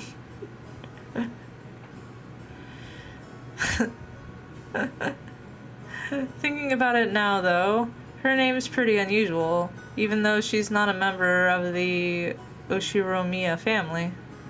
Maybe it's like a servant's professional name or something. If so, that might explain why her name's so similar to Cannon, that kid I met earlier in the Rose Garden. She's a long-term servant who served here since she was 6 years old. Her appearance has changed so much that I couldn't match her to the person of my memories, but we both knew each other about 6 years ago. That sharp, shy part of her had always been there, but she did seem to have developed the allure you'd expect from a girl her age, especially in her breasts. Yes. The kid we met earlier, Cannon, is her little brother. He's not exactly my little brother. Still, he loves me like a big sister. He didn't cause you any trouble, did he? He's the same as always. If only he were just a little bit more sociable. I apologized if he's caused you any trouble. Nah, he didn't cause any trouble at all. As a fellow man, I understand how moody you can get at that age. It's no surprise he's unsociable. Oh, I get called that at times too. I get called unsociable. Just like Cannon. Oh. You aren't unsociable at all, Maria. Aw. Wanted to be like him. Oh. You said the meal was ready, right? Ah, yes. I'm sorry. Your meal has been fully prepared, so please allow me to guide you to all to the mansion. Shannon bowed again formally and returned to her duty mode. We realized that if we made her stick around for any more light conversation, it would actually make it harder for her to do her job. We got up off our butts to avoid interfering with her work any further. So, shall we go to the mansion? Everyone's probably hungry, right? Yeah, I'm really looking forward to Goda's food. That guy was apparently a chef at this famous hotel, so he's got super good at cooking. Can't wait. Let's go, Maria. We're gonna stuff ourselves like pigs. Stuff ourselves like pigs. No, you can't take everything Battler says seriously, okay? Because he's always just joking around. Okay, let's go. Under Shannon's guidance, we headed towards the mansion. This is a timepiece, like, game. I think it's like 2003. So, like the original release. So, yeah. Some jokes are crazy. Met once again by the magnificent rose garden, we continued onward as the intimidating mansion of the Oshiramiya head family came into view. It had apparently been built shortly after the war, so you could feel the dignity of almost a half a century hanging about it. The building was gorgeous on the surface, but old as it was, equipment such as AC and heating were apparently quite frail. According to Jessica, midwinter was especially tough, what with all the drafts. Haven't these people ever heard of Kotatsu?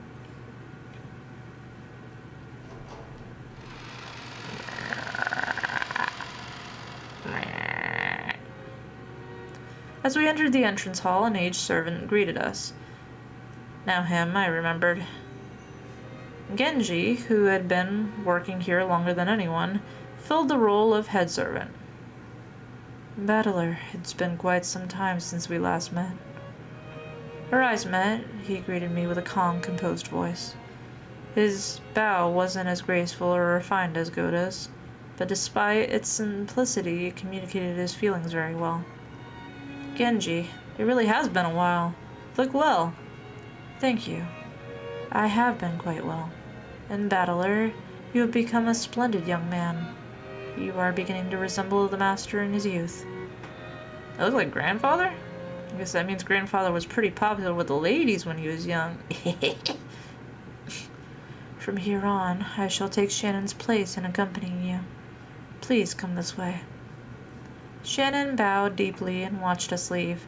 After that, we headed towards the dining room under Genji's guidance.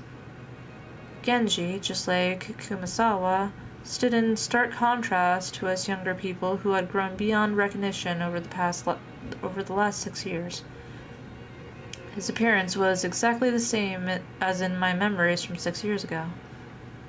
As was the thought... It was as though time had stopped since the last time we met. Genji was an extremely quiet and diligent person. He was basically grandfather's close aide or caregiver, and you might even call him grandfather's companion of many years. In fact, it seems he was by grandfather's side even more often than my late grandmother was. According to Jessica, grandfather trusted him more than any of his blood relatives. But I wonder how long he served. I never got the details, but I heard something about him being here since the very beginning, when this mansion was first constructed, which would mean that he's dedicated half of his life to serving here. It's easy to see why he's so trusted.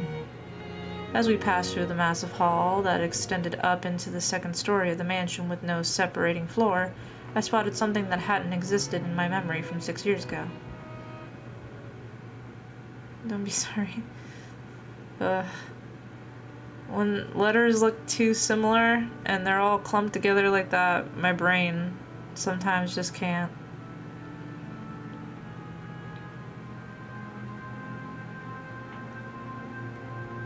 Oh, Beatrice. Beatrice. It was an awfully big portrait hanging right in front of the stairs that rose to the second floor. Without thinking, I stopped walking, captivated by it. Since I'd stopped so fast, Maria, who was following behind me, ran into my back. Aww. Sorry. Hey, Jessica. Has that picture always been there? I pointed at the big, prominently displayed portrait in the hall.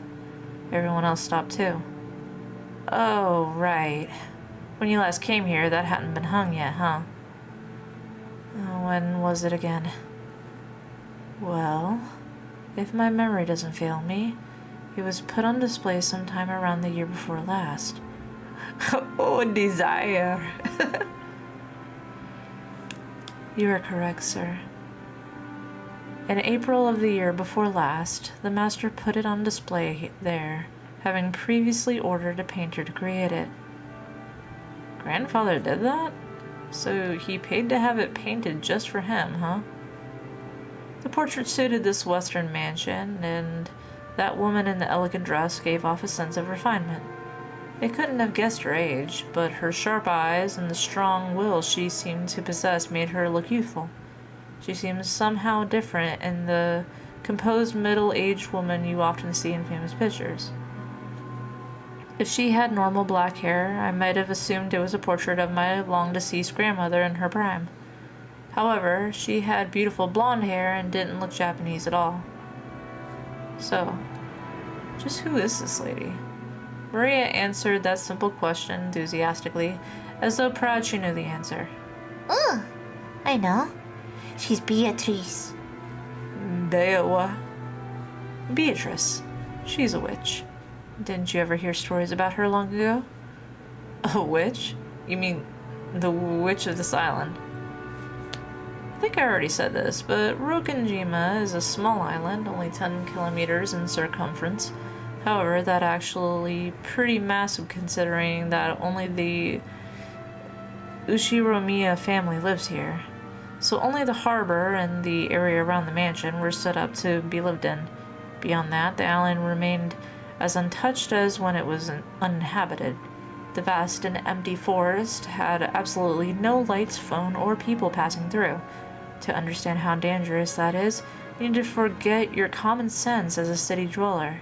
After all, if you happen to fall down a hole in the depths of the forest and sprain your ankle, no one would come to save you, no matter how much you tried to scream. Then, once the sun went down, the forest would be wrapped in a complete darkness, since there were no streetlights. And since there were no signs, it'd be easy to get lost and confused, losing your sense of direction inside that dark forest. Nowadays, most people see a forest as a peaceful place. But to the people of bygone eras, before the light of civilization drove out the night, forests were as geographically separated from civilization as the sea. They were oceans above the ground. Fishermen who got out into the ocean are putting their lives at risk, despite their technical knowledge. In the same way, hunters who go out in the forest are in danger despite having specialized knowledge of their own.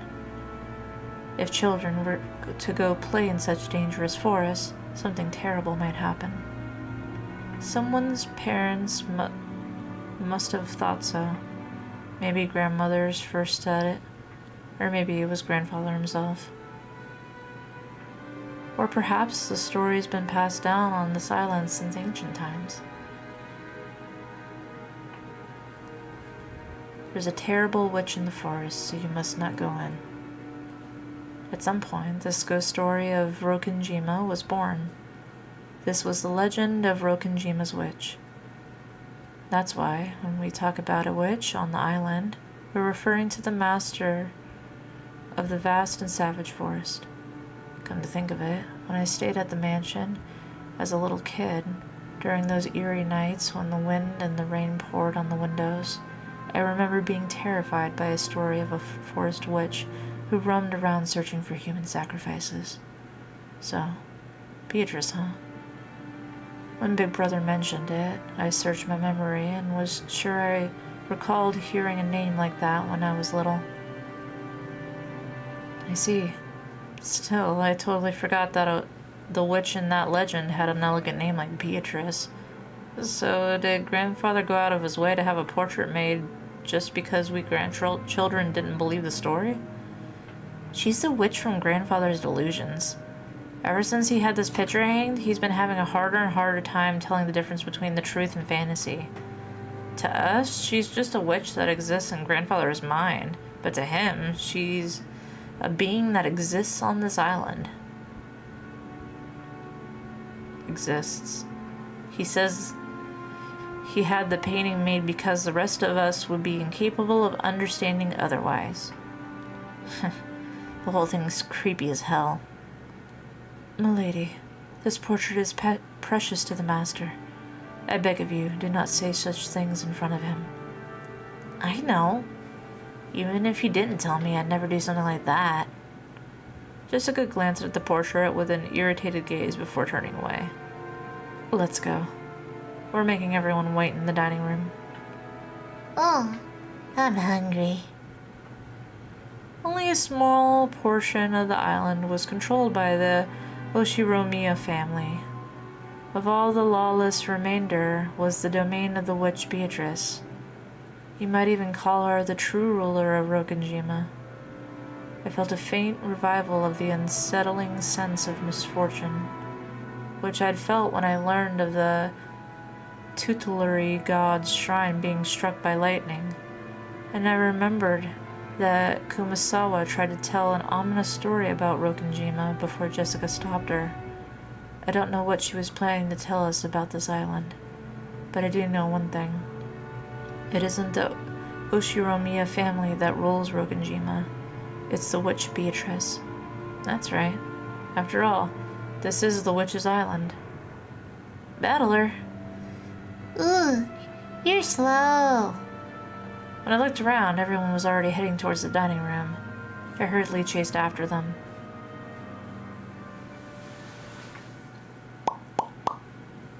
We walked up to the huge double doors that led to the dining room. Genji knocked. I have brought the children. Please pardon the intrusion. The doors were opened and we were invited inside.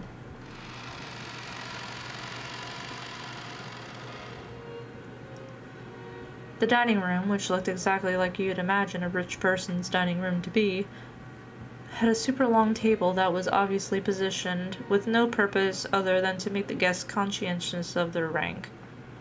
Oh fuck. Our parents were already sitting in accordance with the ordering. You're late, brats. Hurry up and take a seat. The old bastard pressed us to sit. The only gaps in the group of people were the spots we were supposed to sit, which only made us feel our tidiness all the more.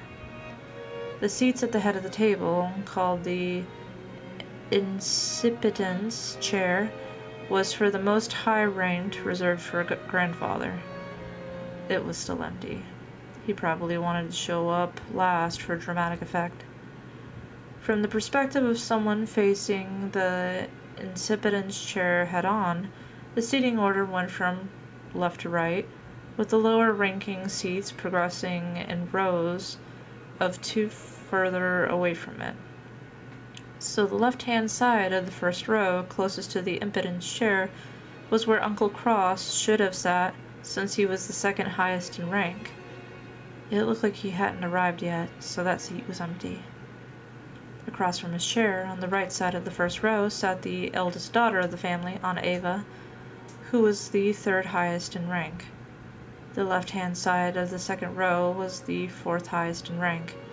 There sat my damned dad, Rudolph, the third of the siblings. Across from him, on the right side of the second row, sat Aunt Rosa, the youngest sibling.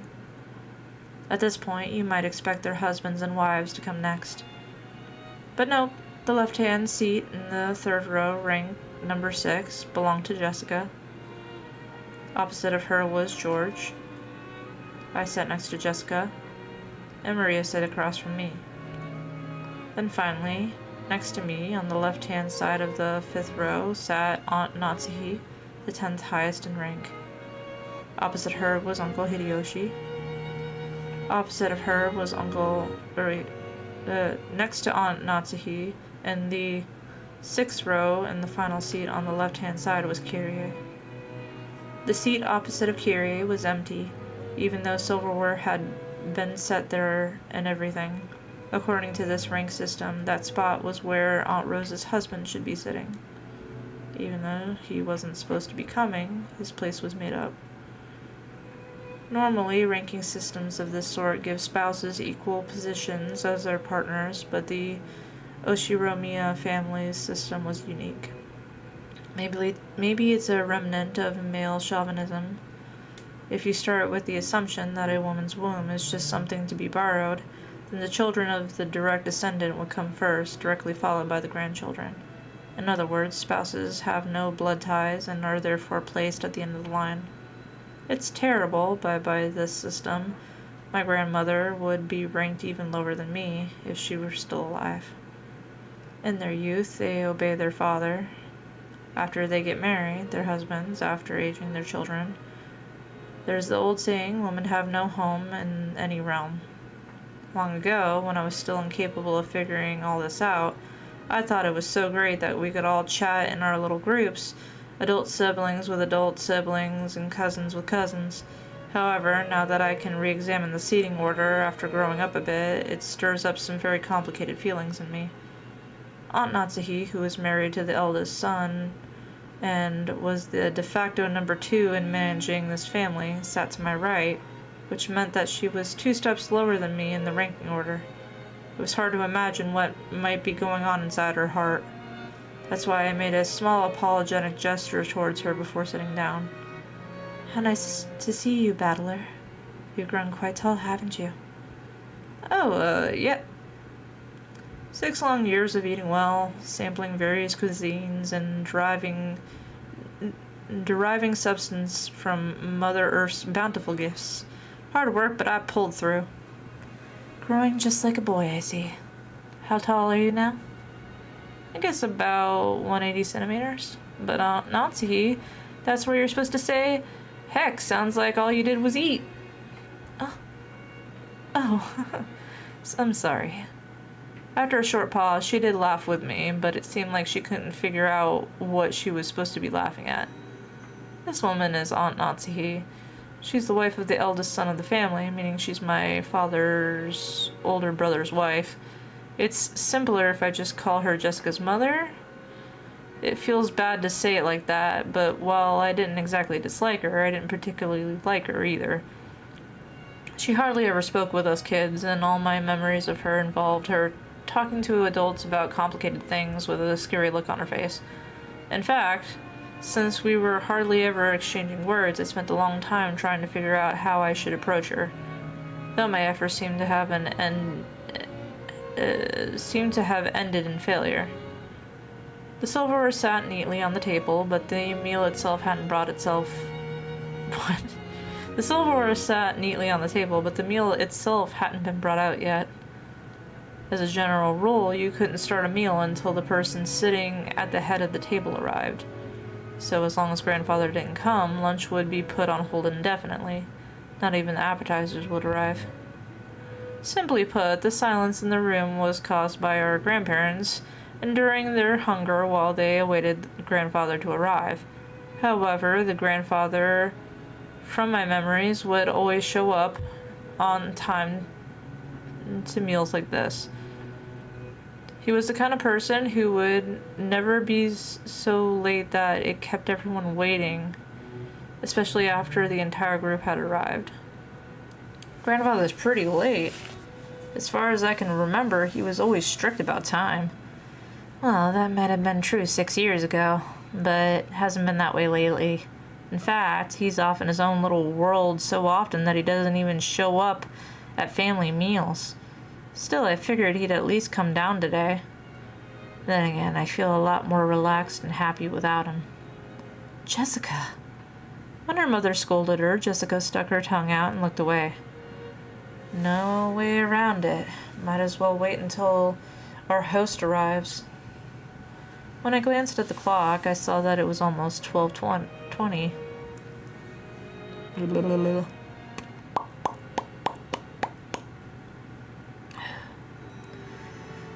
Oshiromiya Kinzo, the aged family head of the Oshiromiya head family. This man could be seen in his study. The clock had already passed noon, but he didn't even attempt to rise from his seat. With his spectacles on, he built up a growing pile of books with elaborate bindings which he read intently. You couldn't really say that he was having too much fun to stop. Rather, he filled the room with a sense of impatience, or perhaps a sense of impending danger, as though every second wasted was a tragedy. In the sealed room, a dense dust danced through the air, which was thick with the stench of chemicals that exuded a mix of suspicious odors. Those odors were somehow sweet and heavy. If anyone with a normal nose came in here, the first thing they'd do would be open a window and ventilate this room. The knocking against the study door had been going on for a while. A voice calling "Father" sometimes mingled with the knocks. As Kenzo heaved a deep sigh, he snapped shut the old book in his hands and slammed it on the table. Then he yelled at Cross, who was still knocking on the door. "Silence! Enough with that racket, you fool! Who told you the door would be open if you but knocked? I'll crucify the imbecile. Do you wish to suffer the same fate?" Jesus. "Father, this is the day of the family conference, which happens only once a year, is it not? Everyone gathered down below. Please come out." Cross called out to Father through the door. Kenzo always shut himself up in the study, hating it when nearly anyone, even his family, entered the room. For that reason, Cross had no choice but to call him from the corridor like this. "What? Molest me not. Just who is this everyone of which you speak?" "Do you mean the fools trying to drag me out of here? Then kill them all. Tear them apart, use their bodies for firewood, and feed them into the witch's hearth. Put a pot in that hearth to boil the wormwood. Force the imbeciles who dare try to lure me out of here to drink the broth of the apocalypse. I will soak their dregs in liquor. Where's Genji? Call for Genji. I have my demonic asbent prepared. The whispering of the green fairies reach me no longer. Where's Genji? Bring him here." The colonel is going crazy. On the other side of the door, Cross, Nanjo, and Genji kept waiting for the master of the house, who stubbornly refused to come out. Looks like he hates me to the core. My voice doesn't reach him anymore. Cross shrugged as though saying, "It's no use," and smiled bitterly. From the beginning, he hadn't really expected his father to respond to his calls. However, since it was the duty of the eldest son, he had tried as a formality. "Kenzo, your sons, daughters, and grandchildren have come to see you, have they not? Could you just let them see your face, if only for a short while?" "Shut up. Be silent. You dare to admonish me, Nanjo? I never told anyone to get you. I told them to get Genji. Now call for him immediately. Time is short, and the apostles are already readying their trumpets. So why can't you foolish sheep understand?" Kenzo slammed an old heavy book against the table over and over. The racket clearly expressed his great displeasure. Kenzo put his spectacles down and flew up from his chair. He spread his arms wide, as if to sing to a packed opera house, as if appealing to someone, and yelled, "Why? Why is there always something in my way? I would throw it all away. I would offer up everything, and there is only one thing I would ask in repayment. Oh, Beatrice, if I could see your smile but one more time, I would plunder the smiles of the earth and offer them up to you. Oh, commanders of the legions of locusts, reap the smiles of the earth." He started dying. Who is this guy? Cross? You don't remember Cross? Everything is filthy. Everything is irksome. Why must I suffer this impediment on this most precious of days?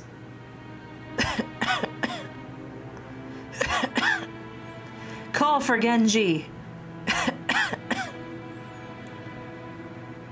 I have no idea what he's yelling about. He's probably lost his mind by now. Cross, isn't it a bit harsh to say such a thing of your own father? My father's already dead. There's nothing here but a phantom of what my father was. At any rate, as long as he has no intention of coming out, there's nothing we can do. Kinzo. Choking coughs continued to pour from the study.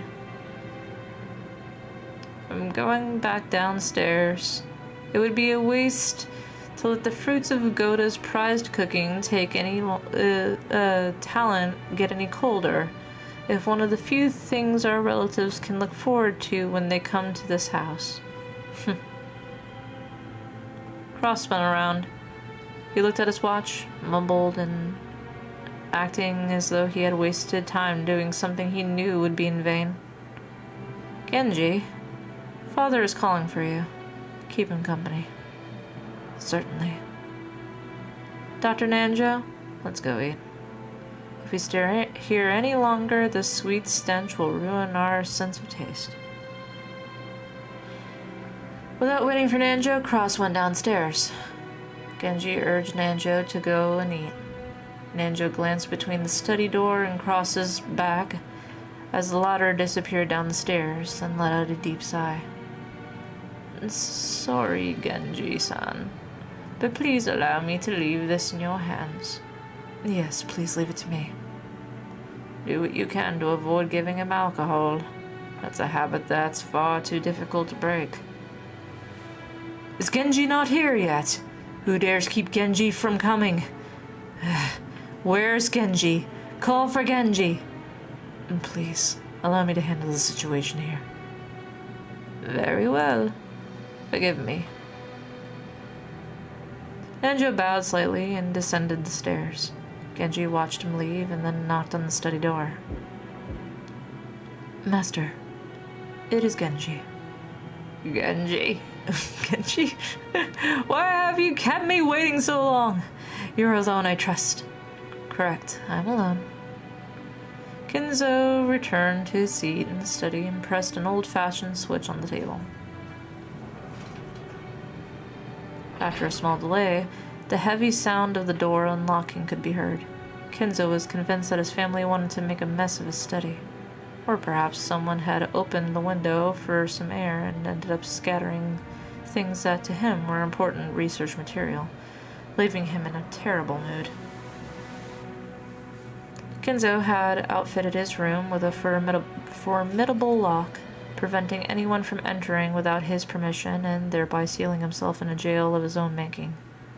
Genji, whom he trusted the most, was relatively free to enter the room, but even that didn't always hold. If Kinzo was in a bad mood, even Genji wouldn't be able to enter. Anyone else would be limited to holding a conversation through the door, unable even to see Kinzo's face.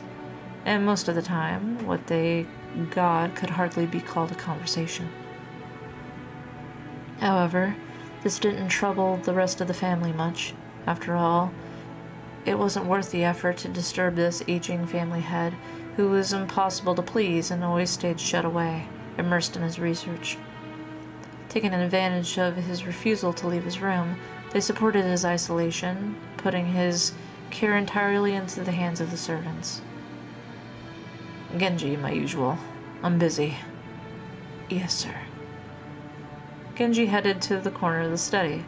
There, suspiciously looking bottles boasting venomous colors were on display. They were actually liquor, but considering the shady atmosphere of the room, one might easily suspect them for being some ghastly poison. Inside the study, the mysterious collection of books gathered by Kinzo had grown into a mountain. They were bizarre, ancient, or banned books, all of them either forbidden, cursed, or sealed. But if you tried to call them old books, Kinzo would fly into a rage and say, "Call them grimoires." There were also many mysterious objects that presumably held some meaning with regards to black magic, like candles suspiciously melted and molded into strange shapes. The constellations drawn on a certain celestial globe contained quite a few shapes that would draw puzzled looks from anyone familiar with today's night sky. The carelessly strewn about books contained many illustrations, all of them of a religious or mysterious nature, including some depictions demonically grotesque subjects or bizarre diagrams of various magical circles. And above all, a sweet, poisonous smell filled the room, profoundly assaulting the eyes and nose of those who entered for the first time. Eventually, it must surely make a person go numb and lose their grip on reality. Inside that study, Genji prepared Kinzo's usual drink with a well-trained hand. No one would even think to drink such an ominous dark green liquid in that complex and ornate glass, unless someone first told them it was alcohol. He poured a little into the glass. Then he placed a cube of sugar and a strangely shaped spoon and poured water from a pitcher over it. Strangely, when the transparent water was poured, the dark green liquid turned a cloudy white. It was a strange optical illusion, as though the water had caused a chemical reaction and made the drink become even more unrecognizable as liquor. Then Genji added original flavors Kinzo loved, fine-tuning its taste. There was no recipe. Its success was measured only by Kinzo's mood swings when he drank it, and it had taken Genji many decades to learn how to do it right. Genji placed the glass on a tray and walked over to Kinzo. By the time Kinzo was gazing out the window, "Here, master." "Thank you." Kinzo had regained his composure and was now unrecognizable as the shouting, screaming, yelling man from a few moments ago. Looking at this man from behind as he tilted his glass and gazed down at the scenery beyond the window, he projected a sense of dignity and elegance. To allow Kinzo to set his glass down at any time, Genji motionlessly waited behind Kinzo and to his left as though he were a living sideboard. "I'm gonna be off to bed. Good night, Kifé." "Good night." "I will be soon too." Then, without averting his eyes from the window, Kinzo held out his glass. There was only a mouthful remaining. It was not a gesture intended to set it up on the tray, but a motion to hand the glass over to Genji. "Drink, my friend." "Your words are too kind for me. No need for ceremony between us. Drink, my friend." "Thank you." Genji respectfully received the glass and inclined it a little to taste its contents, and after that he gulped it down. "I attempted to imitate your concoction, but no matter how hard I try, I cannot replicate this taste. The way you make it is pure relish." "Thank you very much. It is the fruit of your guidance, master." Kinzo smiled at his loyal subject, who refused to put aside rank even when asked to. However, he was not making fun of him. His smile was relaxed, as though chuckling at a close friend's old unshakable habit. "We have grown old together. I stopped counting the years long ago. It is entirely thanks to you, master, that I have been able to live like this until today." Kinzo gave a faint smile, as if to say he didn't need any flattery. "Until now, you have served me exceedingly well. My sons call me eccentric. The servants that were once many have all quit in fear of me. Only you serve me even now. Your words are more than I deserve. My life will not last much longer. My sons are vultures, lazy, waiting for my inheritance to fall into their hands. Cross is a fool who squanders money like water, who throws away 2 gold coins to obtain 1. And then he has the gall to claim that he's earning money. Eva is a slave to money, who thinks of me as a mere chicken. When I die, she plans to use my bones to make a broth. That dunce Rudolph just wants to fool around with women. Rosa bore that baby of a man who came from nowhere and about whom we know nothing. Jessica is incompetent and uneducated. George has none of what it takes to be a man. Battler is a fool who threw away the honor of the Oshiromiya family, and Maria is obscene to the eye. Why is the Hiroshima blood so incompetent? Is there no one worthy to inherit the glory I built? Ugh, of course, I know. This is part of Beatrice's curse, I know it. You golden witch. Why are you trying to take revenge against me in this way? If you want to hate me, then do so. If you want to run away, then run. I won't let you go. I won't let you go. I won't let you go. I won't let you go. You belong to me. You must always be in my arms. For all my life. You must stay in my birdcage for all eternity, whispering only to me. Beatrice, why won't you smile back at me? Oh. Beatrice! Oh. After howling, Kenzo choked once again. Genji set the tray and glass down and rubbed his master's back. Genji's facial expression did not change. It was always like this. Thank you, my friend. When his seemingly deranged fit subsided, Kenzo regained his composure once again. It was like seeing two different people, a wild Kenzo and a composed Kenzo, living together inside one body. And so, I have decided. I cannot bear to spend my dimmed remaining years procrastinating like this. If I have one final coin to bet, then I choose to abandon it to the whims of the demon's roulette. The power of magic is always determined by the risk of the gamble. Like visiting a shrine at the hour of the ox in ancient Japanese history, to nail a cursed doll to a tree. Magical power is produced specifically because of the risk that it will be seen within 7 days the curse takes. The greater the risk, the stronger the magical power will be. Many miracles that happened in myth might be called the crystallization of shocking magical power, with a low probability of occurrence and astronomical risk. That Moses parted the waters of the sea was not a miracle of God. The risk of that desperate situation, cornered by soldiers on the Red Sea shores, weighed upon the scales of slaughter and gave birth to the miraculous magic power. If the same thing occurred again in the same scale, the sea would surely fail to part. After all, Moses was able to magnificently summon a miracle engraved on but one of the countless, innumerable results on the roulette of those with power. This is the force that can triumph over astronomical odds. Indeed, good fortune that can grasp miracles is magical power itself. To obtain this mighty power, one must face the risk of despair. Those who possess no magical power may call that desperation rather than a bet. However, people who truly do possess magical power can grasp hold of that that miracle and make the enigma come into being. If that power exists within me, I'll seize that miracle. I'll have a chance at making the wish I devoted my life towards come true. Kenzo looked up at the sky outside the window. He spread his arms as if appealing to someone up in the skies.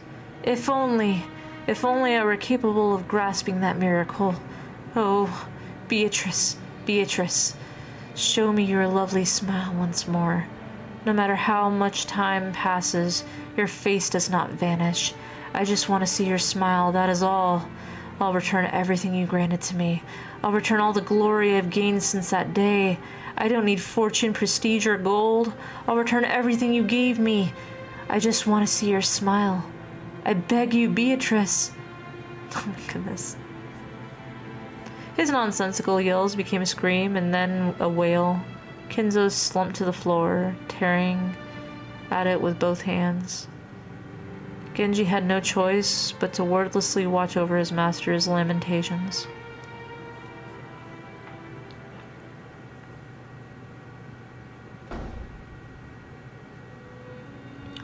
Well, ladies and gentlemen, the family's head's health is not at his best. He seems extremely sad not to be able to share lunch with you all now that you have gathered for this event that occurs but once a year. Gotta let the lunch begin. Certainly, I shall begin today's luncheon. Alright, I think I'm gonna save it here.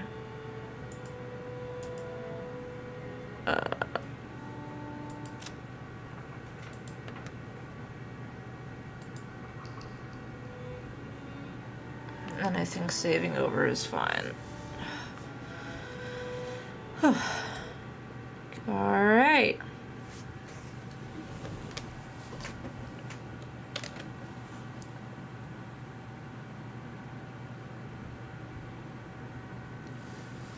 Oh my god, someone call the hospice nurse in here.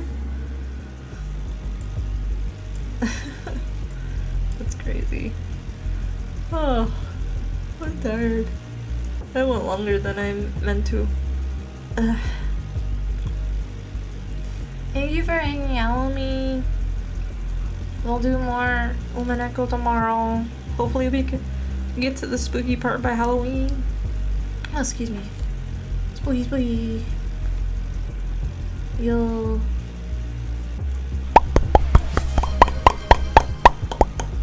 There's a lot of exposition, but then it gets good. Yo. This makes me better at reading. My reading abilities. I hope you guys are enjoying it with me.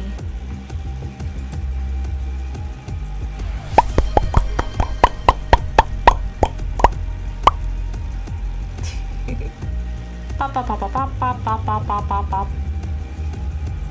Very awesome.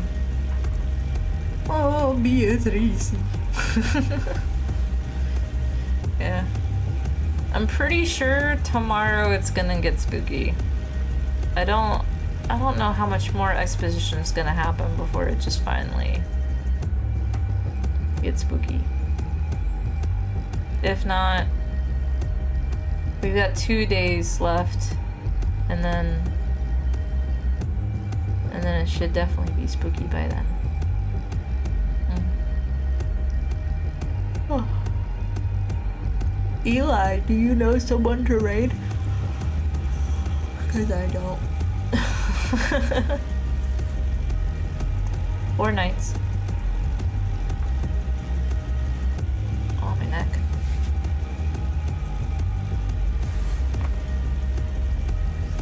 Ugh.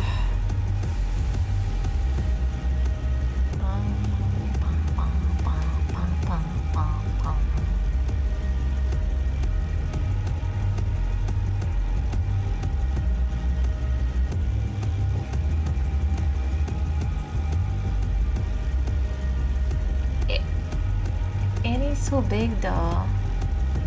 I feel like she wouldn't appreciate a raid from someone so small. You don't have anyone. I don't have anyone I really know. Okay.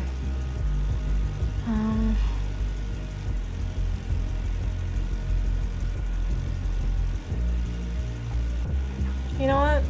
Yeah, let's raid Annie. This small streamer is gonna try and raid Annie.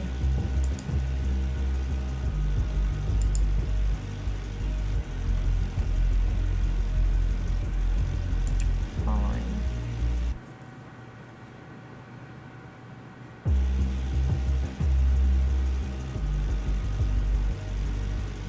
On not Annie?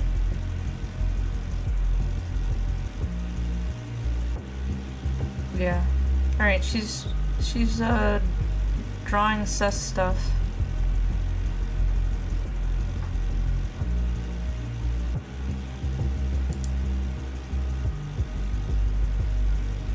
Alright. Enjoy Annie drawing cute Annie things. They are slightly sus, but I was reading slightly sus, so it's fine. Is it sus stuff? It's like I guess not, but it put up the intended audiences tag when I clicked it. So, anyway, enjoy Annie. Have fun. And I hope everyone has a good day. Thank you. See you tomorrow. Bye-bye.